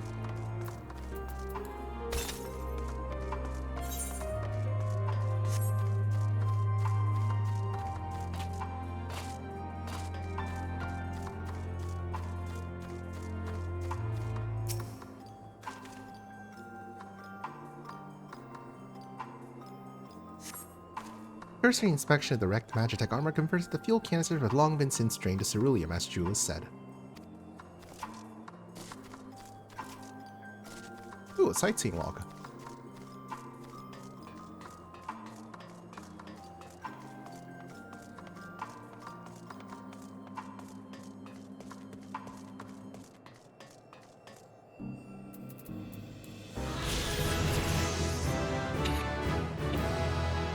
Oh, I leveled up. I did as well, just a little bit ago.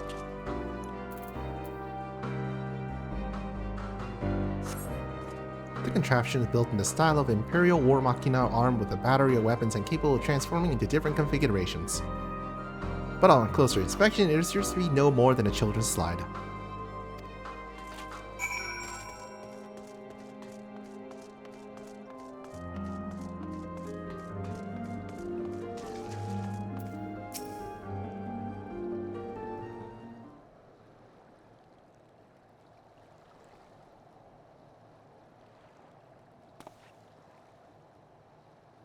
Oh, it's you. Any luck? Nope.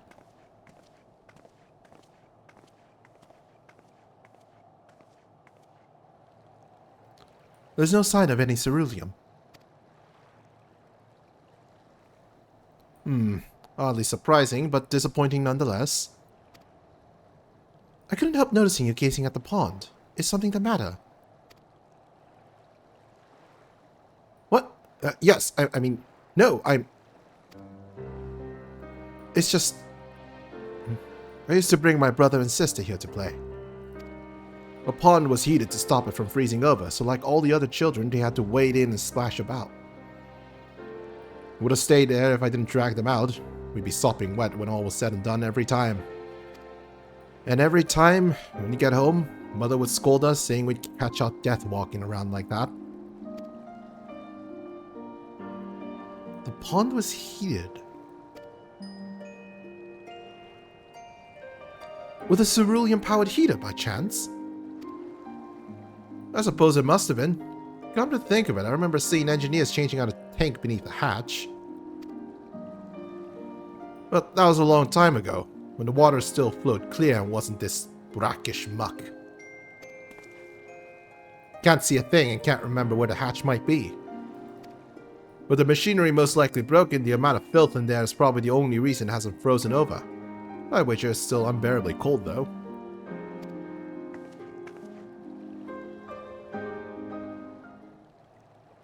Julius, what are your thoughts on magic? The average Galli would jump out of their skin if they saw it. For the first, there's a few foreign Signiferi and Medici, so it doesn't scare me. Then I take it you won't mind if I employ a little now? Alphinaud, as you have the knack for finding dry wood, why don't you bring me some? Once our son, a blast of verifier should do the trick. Leave it to me.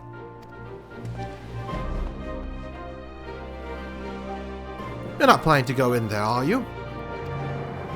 Of course I am. That tank isn't going to fetch itself. It's nothing so involved as extracting unprocessed ceruleum from a frozen lake like how the tappers do it.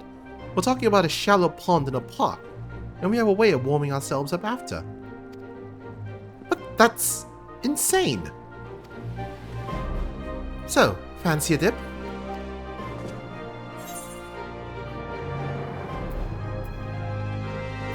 A little friendly competition might make things interesting. Last one to find a ceruleum tank is a rotten egg. Though I dare say we'll both smell like rotten eggs when this is over.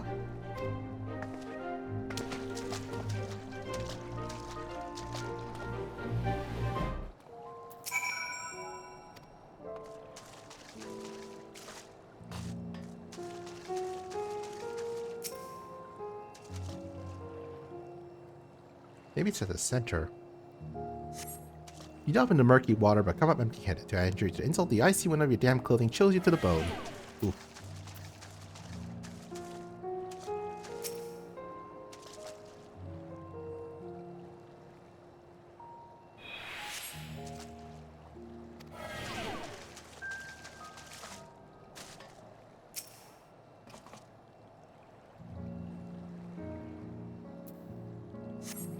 Beneath the water, your fingers catch on what you think might be a handle.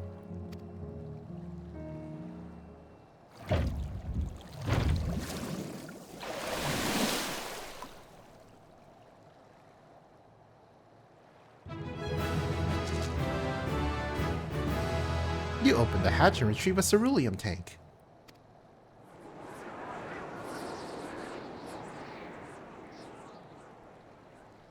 However, your grand discovery comes at a great personal cost as you become acutely aware of the freezing cold and a rancid odor emanating from every ailment of your body. Julius will doubtless feel compelled to pinch his nose shut when you deliver to him your prize.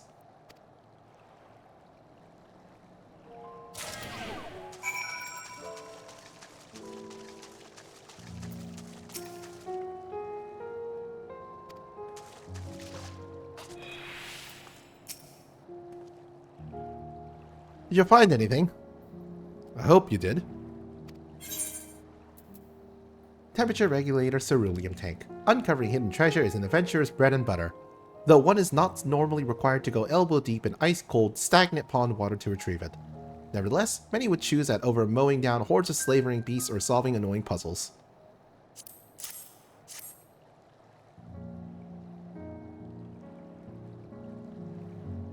That's it. And there's still some ceruleum left. Ah, the fire's still not ready. Hold on. I'll give Alpinode a hand.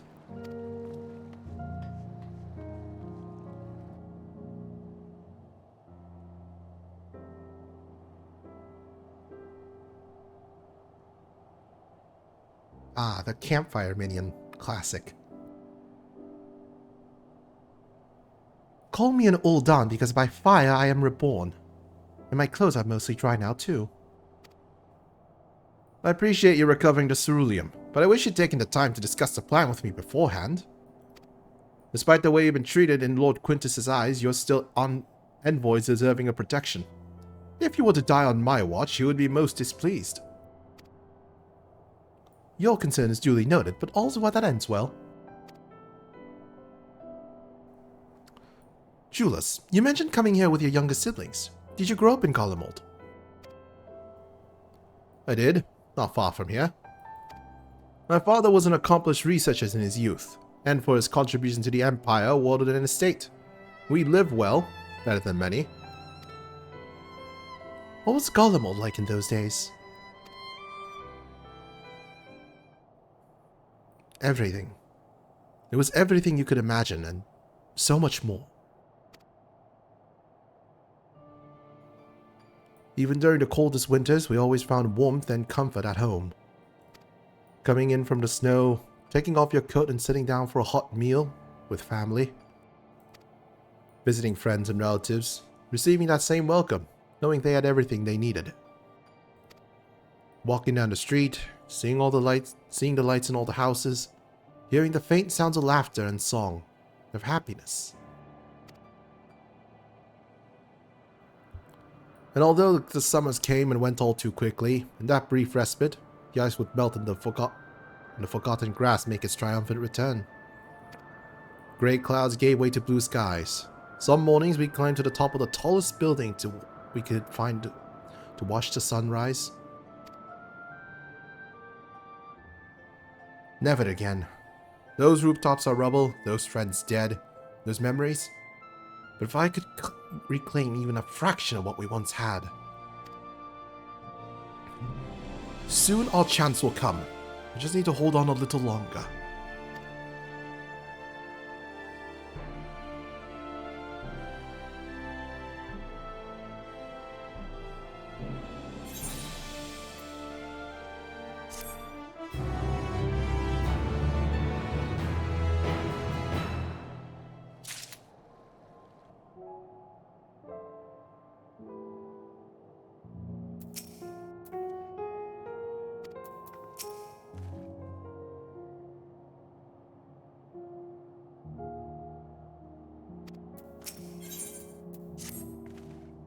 Alright, now that you're recovered from your escapades in the pond, there's another location I'd like to search just outside the park.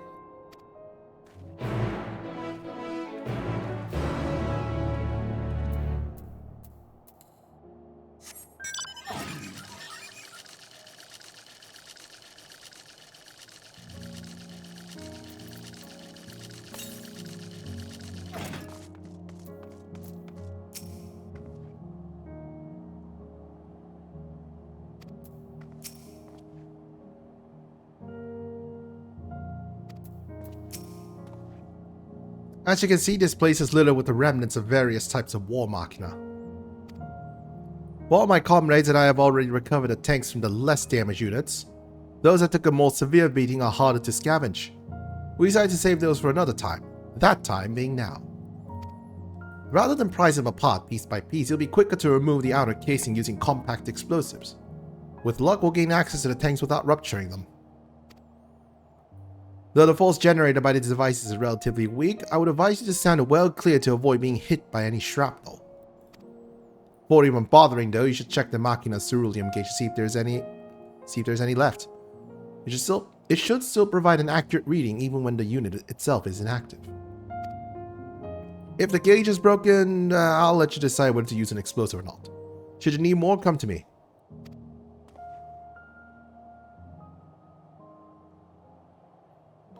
Understood. Let's get to work.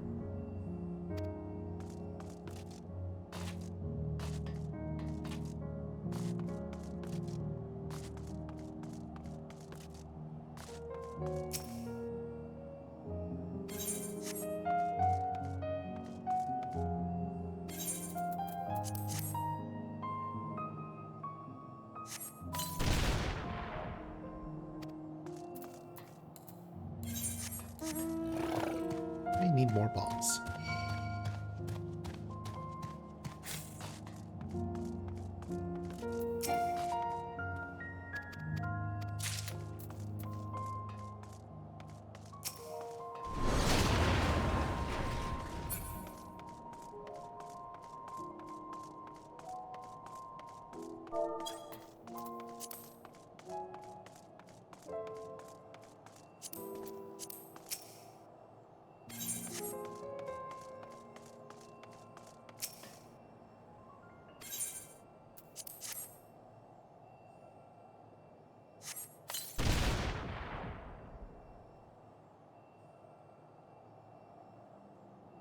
Hooray, a half-full ceruleum tank.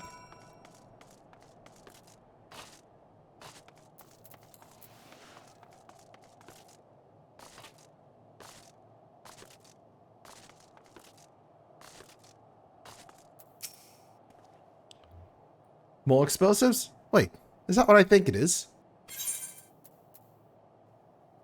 War Machina ceruleum tank. Not only did this tank survive the attack that disabled the War Machina in which it was installed, it also escaped the blast of your explosives unscathed. If medals for outstanding service were awarded to inanimate objects, this champion among ceruleum tanks would surely deserve one.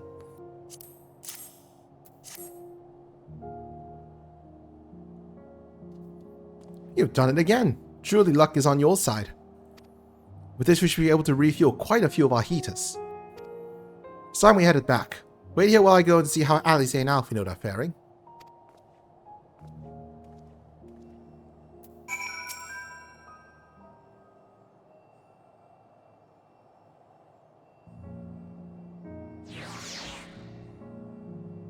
Oh no, you disappeared. You will too. Oh no.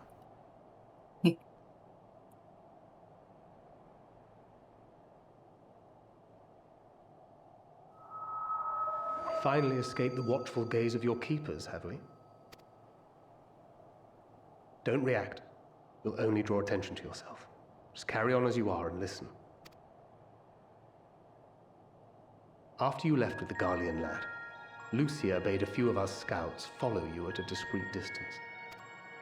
We observed you being led into the station, but decided against venturing inside. When you emerged sometime later, and we saw that the twins were sporting Magitech collars, it was clear what had taken place. Now, as quietly as you can, tell me everything.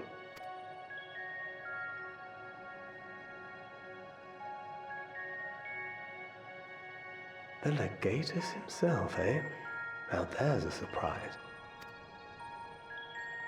This is also the first I've heard of a plan to join forces with the 10th and storm the Tower of Babel. An interesting development, and perhaps the opportunity we've been waiting for. Our comrades back at the camp also received some rather promising news, but it's still too early to get our hopes up. For now, keeping yourselves out of harm's way comes before all else. Whatever demands the Garleans make, indulge them. With luck, this will all be over soon. Until then.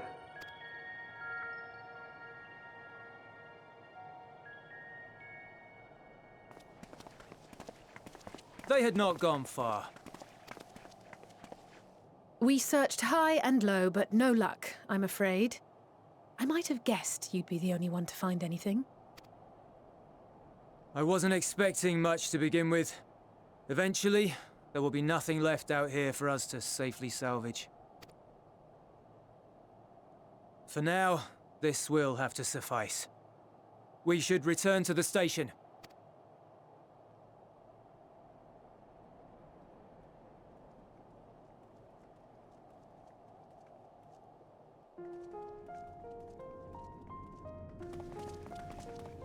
Ah, there you are. Heard you'd gone hunting for ceruleum above ground. Brought back a king's ransom? Hardly. But thanks to these three, we have enough to last a little while longer. Well, well. It's not at all as I was expecting, these ones. For savages, they seem positively docile.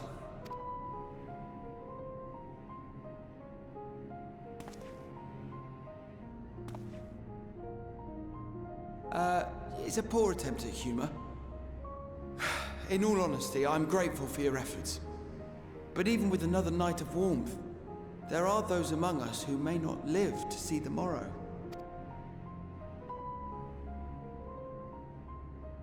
I trust your expedition was fruitful. Lord Quintus!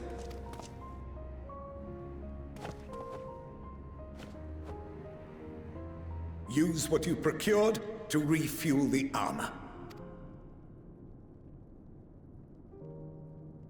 But, sir, what about the heaters for the camp?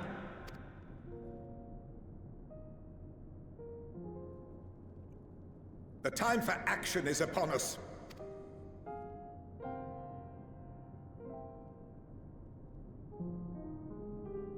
My men and I have matters to discuss. In the meantime, you are to wait here. Do not forget, you are being watched.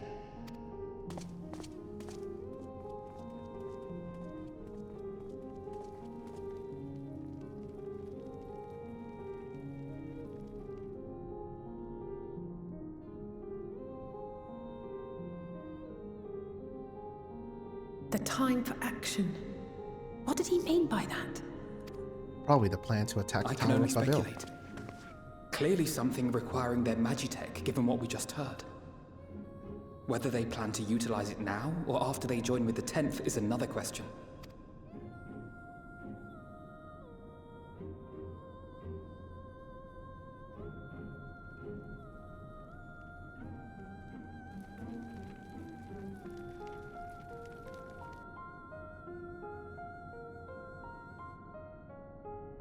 Will they ever escape this cold? Return to and reclaim the idyllic spaces of which Eula spoke?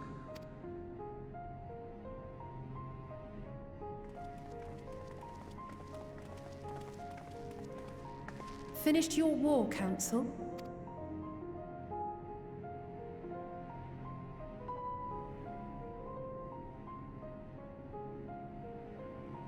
Alphino and Alize are to stay here, as our prisoners. They will be released once your comrades have relinquished their supplies and withdrawn from Garlean soil. Until our terms are met, they will be detained at a separate location.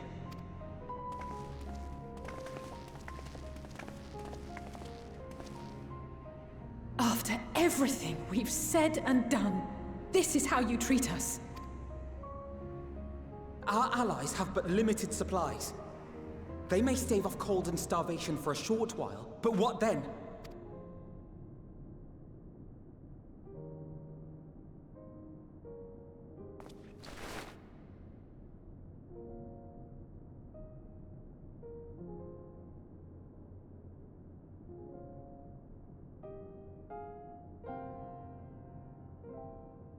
For now, keeping yourselves out of harm's way comes before all else. Whatever demands the Garleans make, indulge them.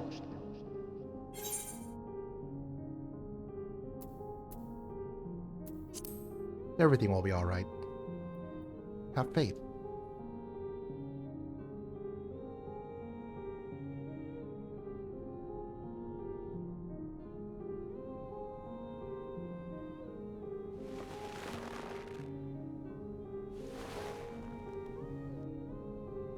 Get them out of here.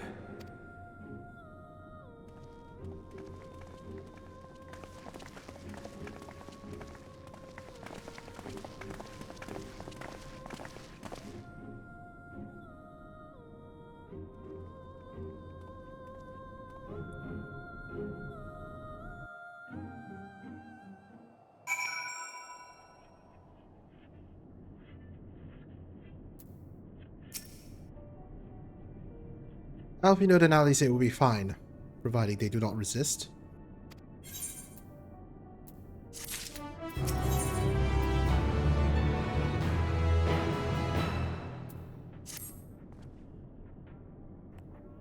You will accompany me back to your camp, where I will meet with your leader and present Lord Quintus's demands.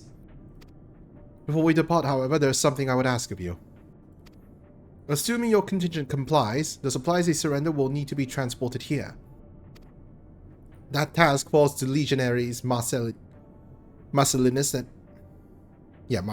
and Octavia, who will pilot Magitech armor to your headquarters. You are to inform them that we are leaving shortly. Tell them to ask for the eel for further details. In those words. Once you're seen to that, meet me by the exit.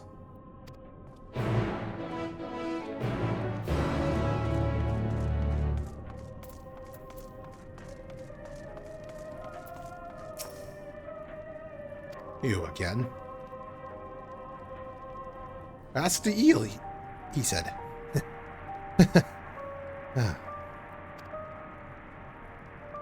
So that's to be way of it, after all this.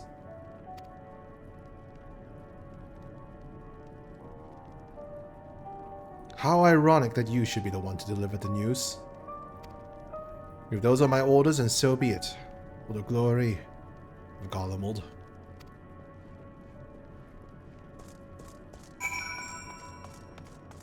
I think they're gonna do a suicide attack on us. That is exactly what it sounds like, yes. What do you want with me?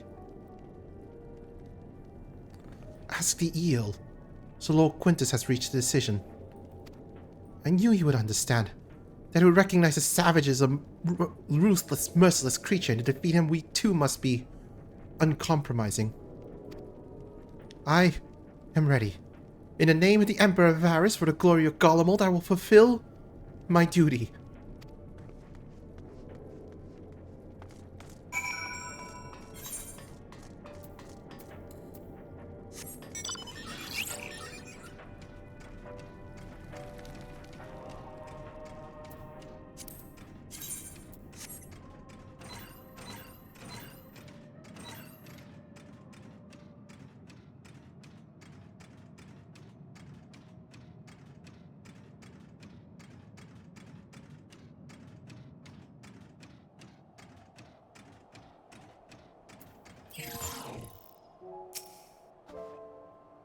Have you done as instructed?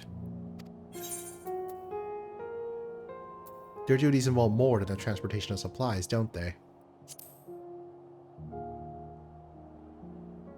Duty was rarely a simple thing. We have been given additional orders, though whether we will be required to follow them depends entirely on your contingent.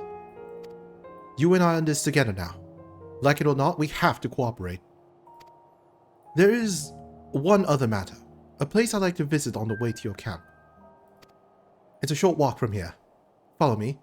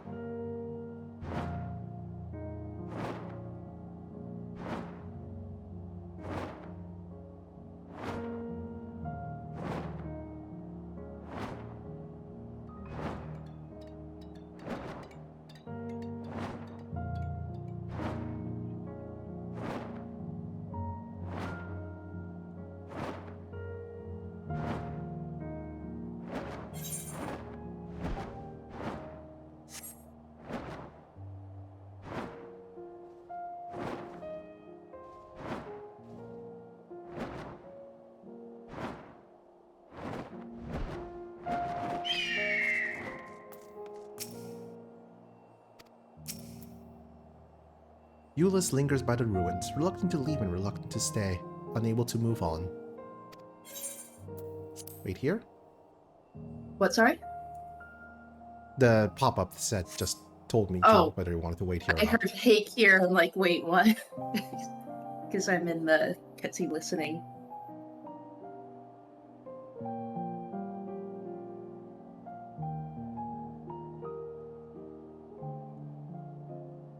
This is my home. Our home. Oh god, I just realized what peripheral subscribed with. War. War never changes, except when some crazy person tries to summon a big dragon after y'all being sloppy for 10 minutes straight. I really need a better chat overlay. At least it was, until that night. I was with Lord Quintus when the capital fell, and thus spared. My family, who did not own a radio, were less fortunate. When dawn came, I made my way here. My parents, my little brother and sister, they were still inside. But they weren't themselves, and they tried to. And I had to.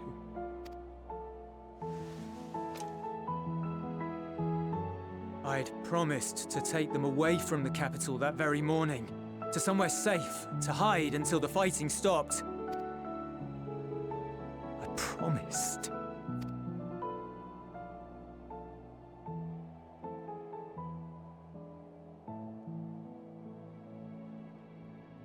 The Garlean flag bears a chain, the bonds between our countrymen.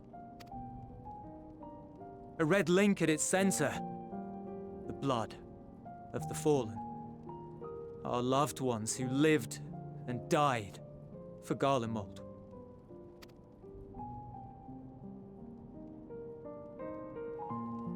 But if she too fell, who would be left to remember them and their sacrifice? What enduring proof would there be that they were ever here?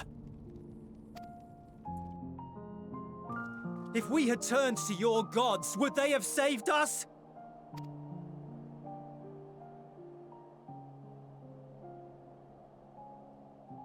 I'm sorry, forget I spoke. We should go.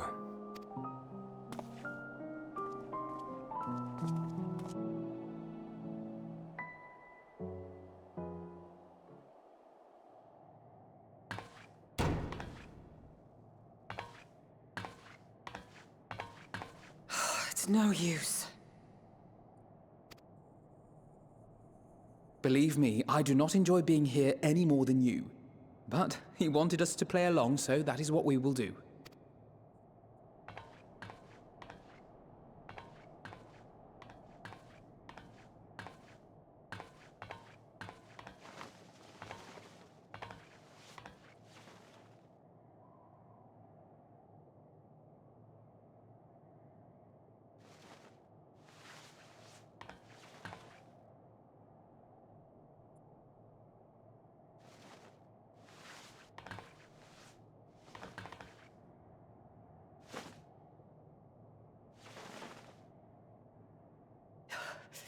So cold.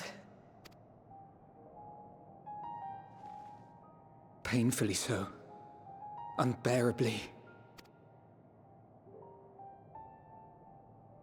I've been thinking about what Quintus said. About why no one would accept Garlean rule.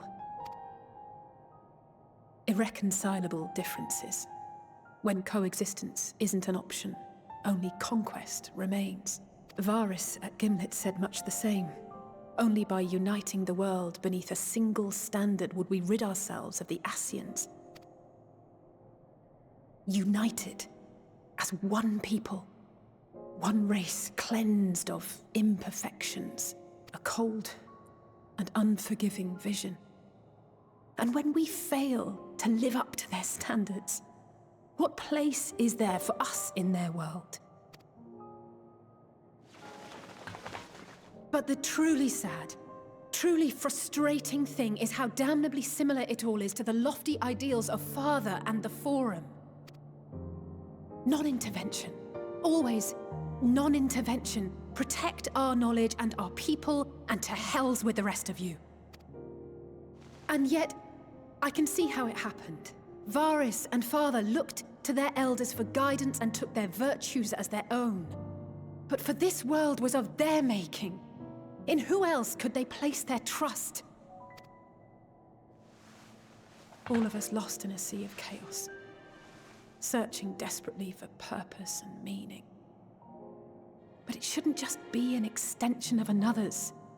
It has to be ours. It has to be. We all have a stake in this world. No one should be silenced. I won't deny that we lack the experience of people such as Father or Quintus. Perhaps they've come to see the world as a series of problems, and the most efficient way of solving them, to reduce everything to fundamental forms. A stone is a stone, a cloud, a flower, no more than that. Simple descriptions that strip the subject of distinguishing characteristics. A man is a man, divided according to race, creed, or allegiance, and to some, defined by such associations. Is that what you think? In my misbegotten youth. But what I believed wisdom was no more than aggressive ignorance. I've since learned to look beyond the banners and the politics, to see people as individuals with their own hopes and dreams. As for my dream of building a better world, well, every day I'm reminded that it is far more complex than I had ever imagined. But it only spurs me onward, to find the wisdom and the strength to see it through to the very end.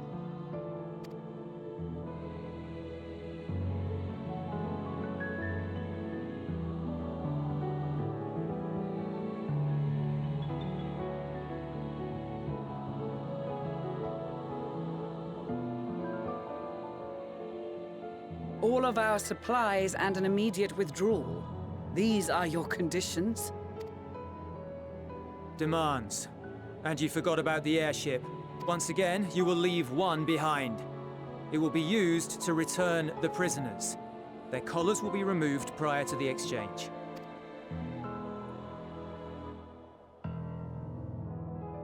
So in the end, not even Father's expertly worded rhetoric could deter you from your chosen course. Huh? Not that I thought for a moment that it would. I've no love for violence, of course, but ours is a cause worth fighting for. I just wish he'd realize it too. Sometimes the only way to protect the ones you love is to take a stand, to refuse to suffer in silence. I want you to know I share your conviction. Whether it be on the battlefield or in the debating chamber, I won't back down. I guess what I'm saying is...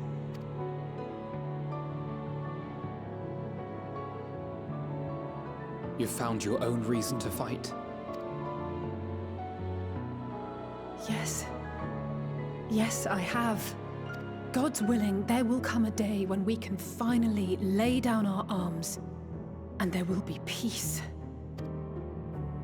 But not until the Telophoroi have been defeated once and for all.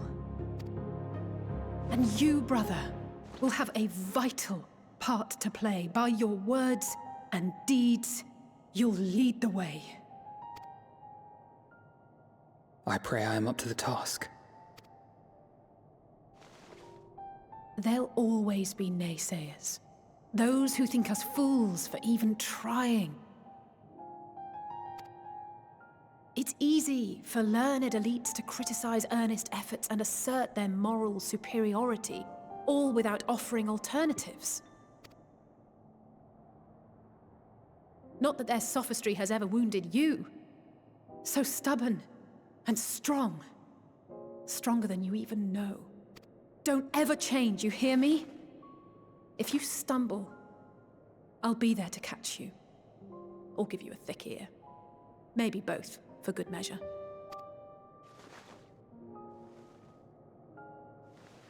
Thank you, Alice.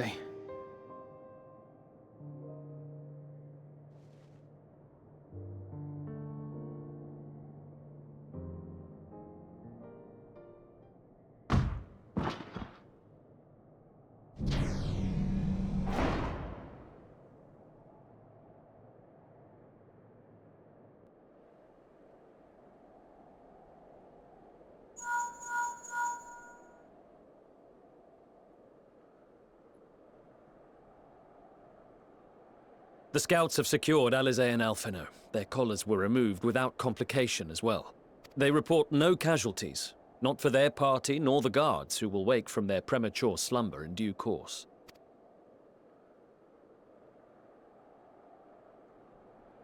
It would appear the situation has changed. I propose new terms. We have information that will be of great interest to Lord Quintus, and I wish to speak with him in person.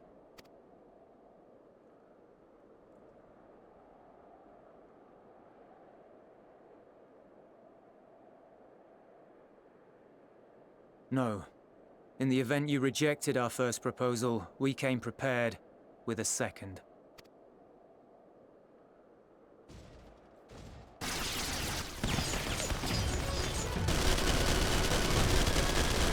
Ambush!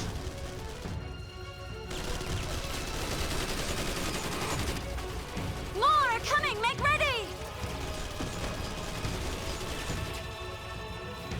We, the loyal soldiers of the First Legion, proud servants of Garlemald, of the fallen Emperor Varys, shall safeguard these lands from the barbarian hordes until our countrymen return!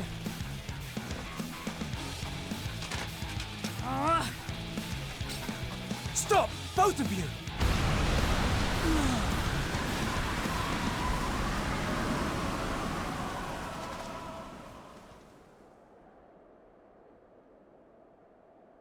This child may be the worst emissary I have ever seen.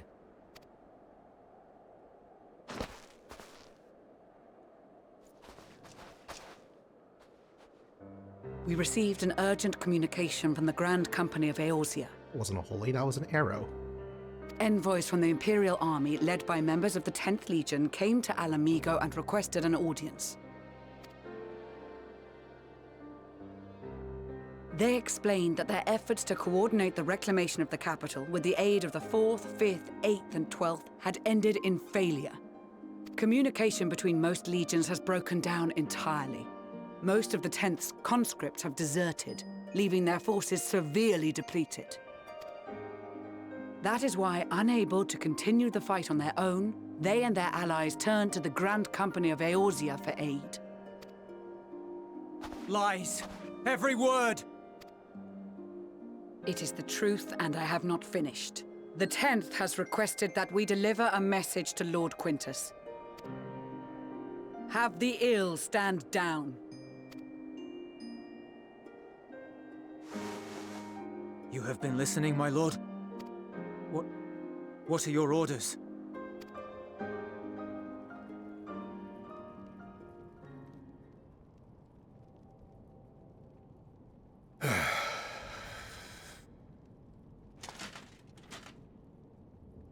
Inform her that we will honor the 10th's decision.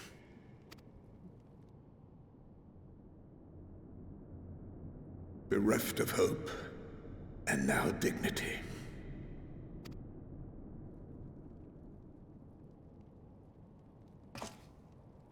I release you from your duty. All of you.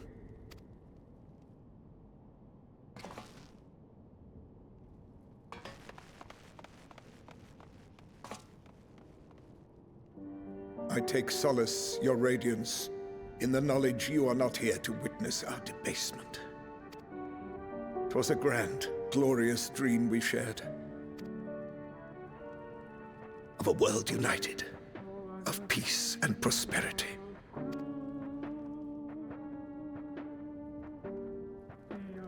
We are ghosts, you and I, memories of days gone by. Bonds forged in blood that I will not see tarnished.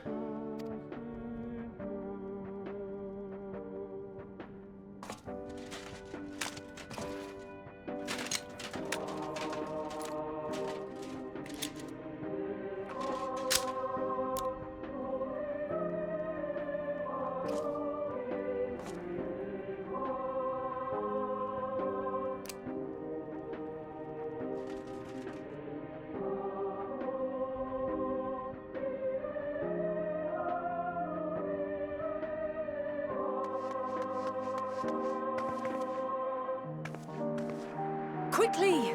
We have to reach the station before it's too late. If there is still a chance that Quintus will agree to a truce, we must take it. I just hope we get there before he and his men do something rash.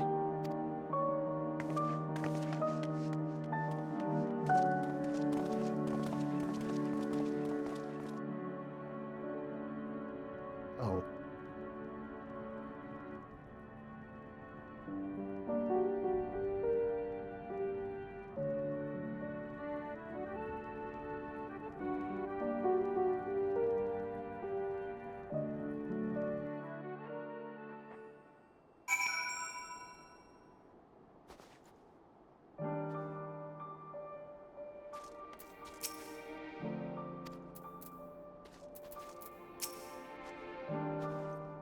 Much more has occurred since we last met. As for determining what comes next, we must speak with Lord Quintus.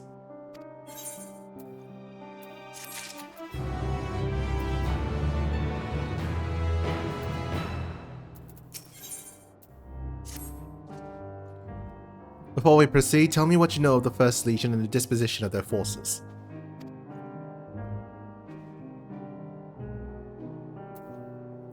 They were preparing for a war while the refugees in their care were left to go hungry. A reckless, short-sighted plan that risks the welfare of the people they are sworn to protect.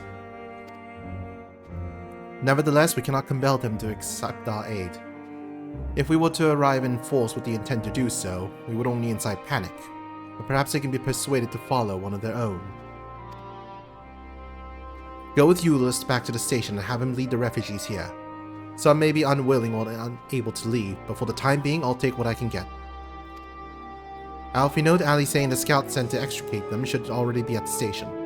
I will also have our other comrades in the area lend their support should it be needed. Understood.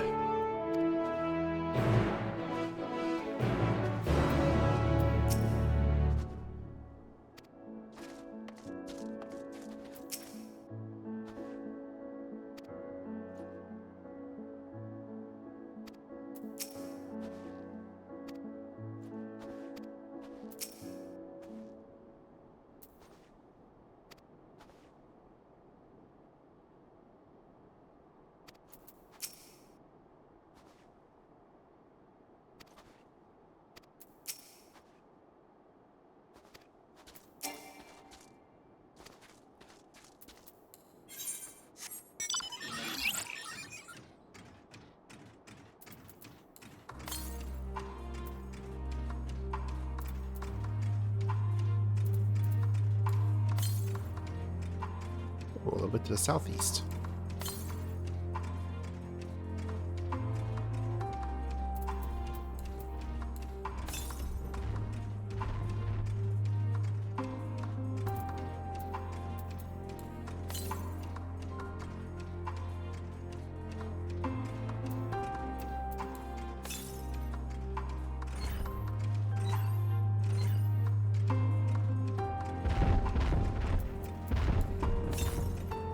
Oh, I completely forgot about that aether current. Oops. Oh, there it is.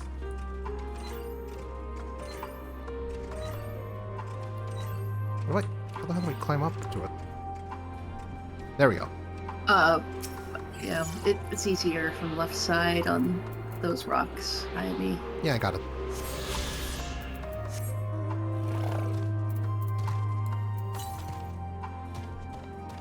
Oh, and there's more. Hopefully we get redirected there then. Yeah, I'll have to remember to get that aether current next time.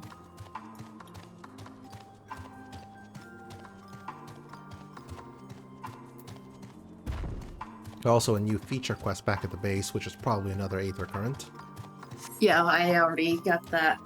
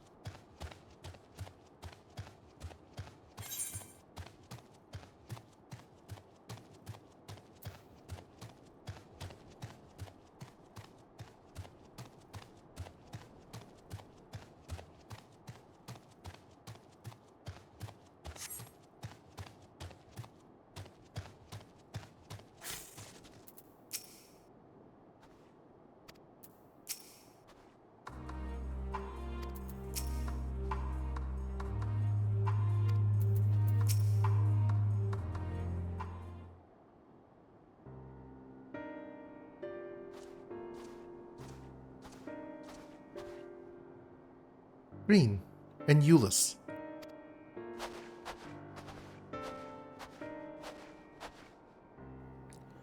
We arrived just before you did, and too late. Too late for what? What's happened? It's Lord Quintus. He took his own life.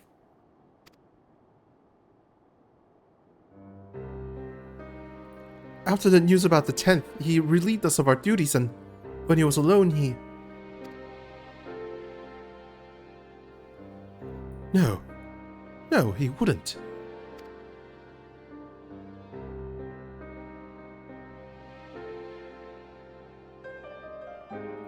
Tancred and the others, assisted by the soldiers, have seen to the remains.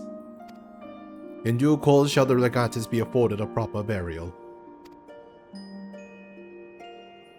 He released us from our duty. He wanted us to be free. Free to choose our own fate.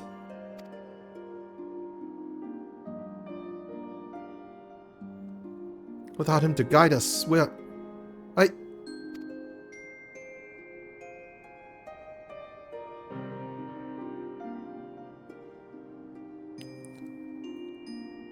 have just this moment spoken with Lucia.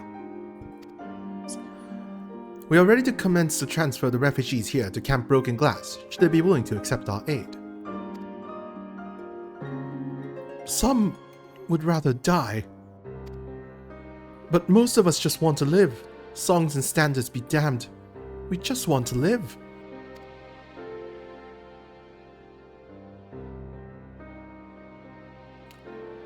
We'll need to speak with the refugees. They'll have to decide for themselves if they wish to come with us. If any would prefer to stay, we can have supplies brought over for them. It'll be a hard journey for the others, but we'll see they reach our camp safely.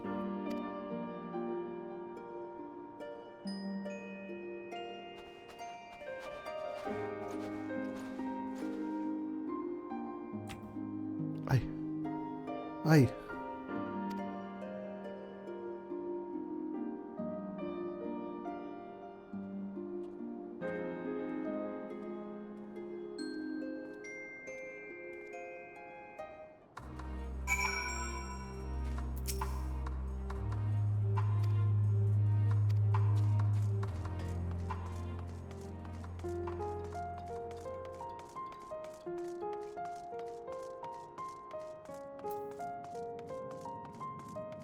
Also, yay, the Aetheryte works now. Yay.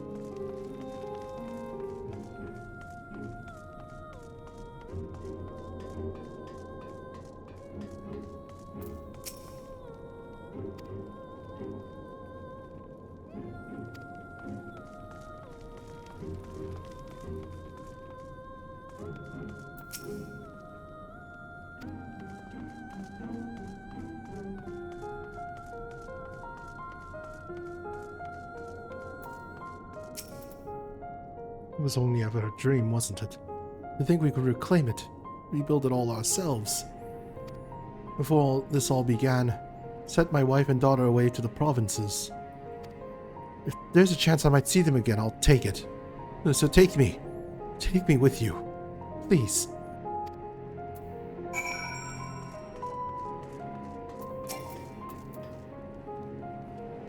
Well, got the Aetherized sorted in the end. All it took was a few adjustments and now it works as well as it ever did. From what I can tell, there's the one in Latrim is functioning as well. Is also functioning as normal. That's where you lot are staying, isn't it? Now that most of us are packing up and leaving this place, I reckon there'll be more use for me and my skills over at your camp.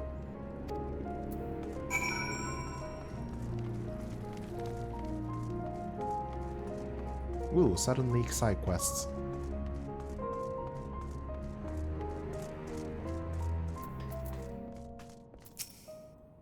Ah, it's you. One who treated me with such kindness. I heard from the others you're not from round here. Thought you were one of us. Not that it makes much difference now. Purebloods, migrants, savages. After a while the words start to lose meaning, until you're all left with this anger and fear and hate, and I'm too tired. If you and yours have come to offer aid, I'd be glad to accept.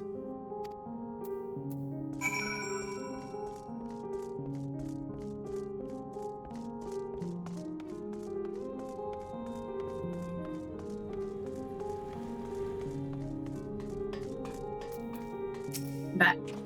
Welcome back. We have much to discuss. Our rescue, the attack on Camp Broken Glass, what we'd hope to talk about with Quintus. But all of that can wait. More urgent matters demand our attention. Are any of the refugees willing to come to our camp? Yep. Thank the 12. Thank the 12. You and I should go first and secure the route back to Camp Broken Glass. With all the creatures and tempered skulking about, I expect we'll have our hands full. It should come in handy. Conqueror's chain, courtesy of our limits and friends. I'd save it for the tempered, though. I'll mark a few points that need surveying on your map. Once you've taken care of the riffraff, we'll meet back at our camp.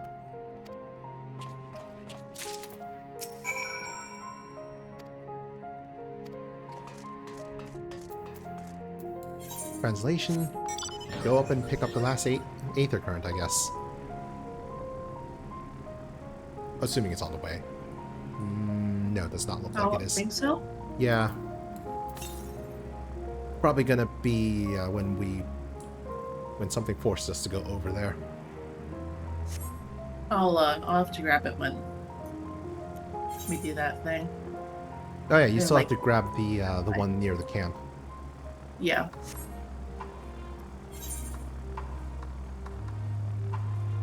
Not gonna pick up the quest at least for that Aether Current. Yeah, I'll teleport here and pick it up while I'm doing all the side quests later.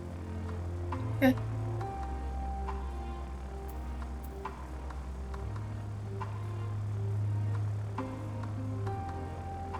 You go ahead, because I'm going to take a quick bathroom and water break. Oh, okay. I've been waiting for you, but alright. Sorry. No worries.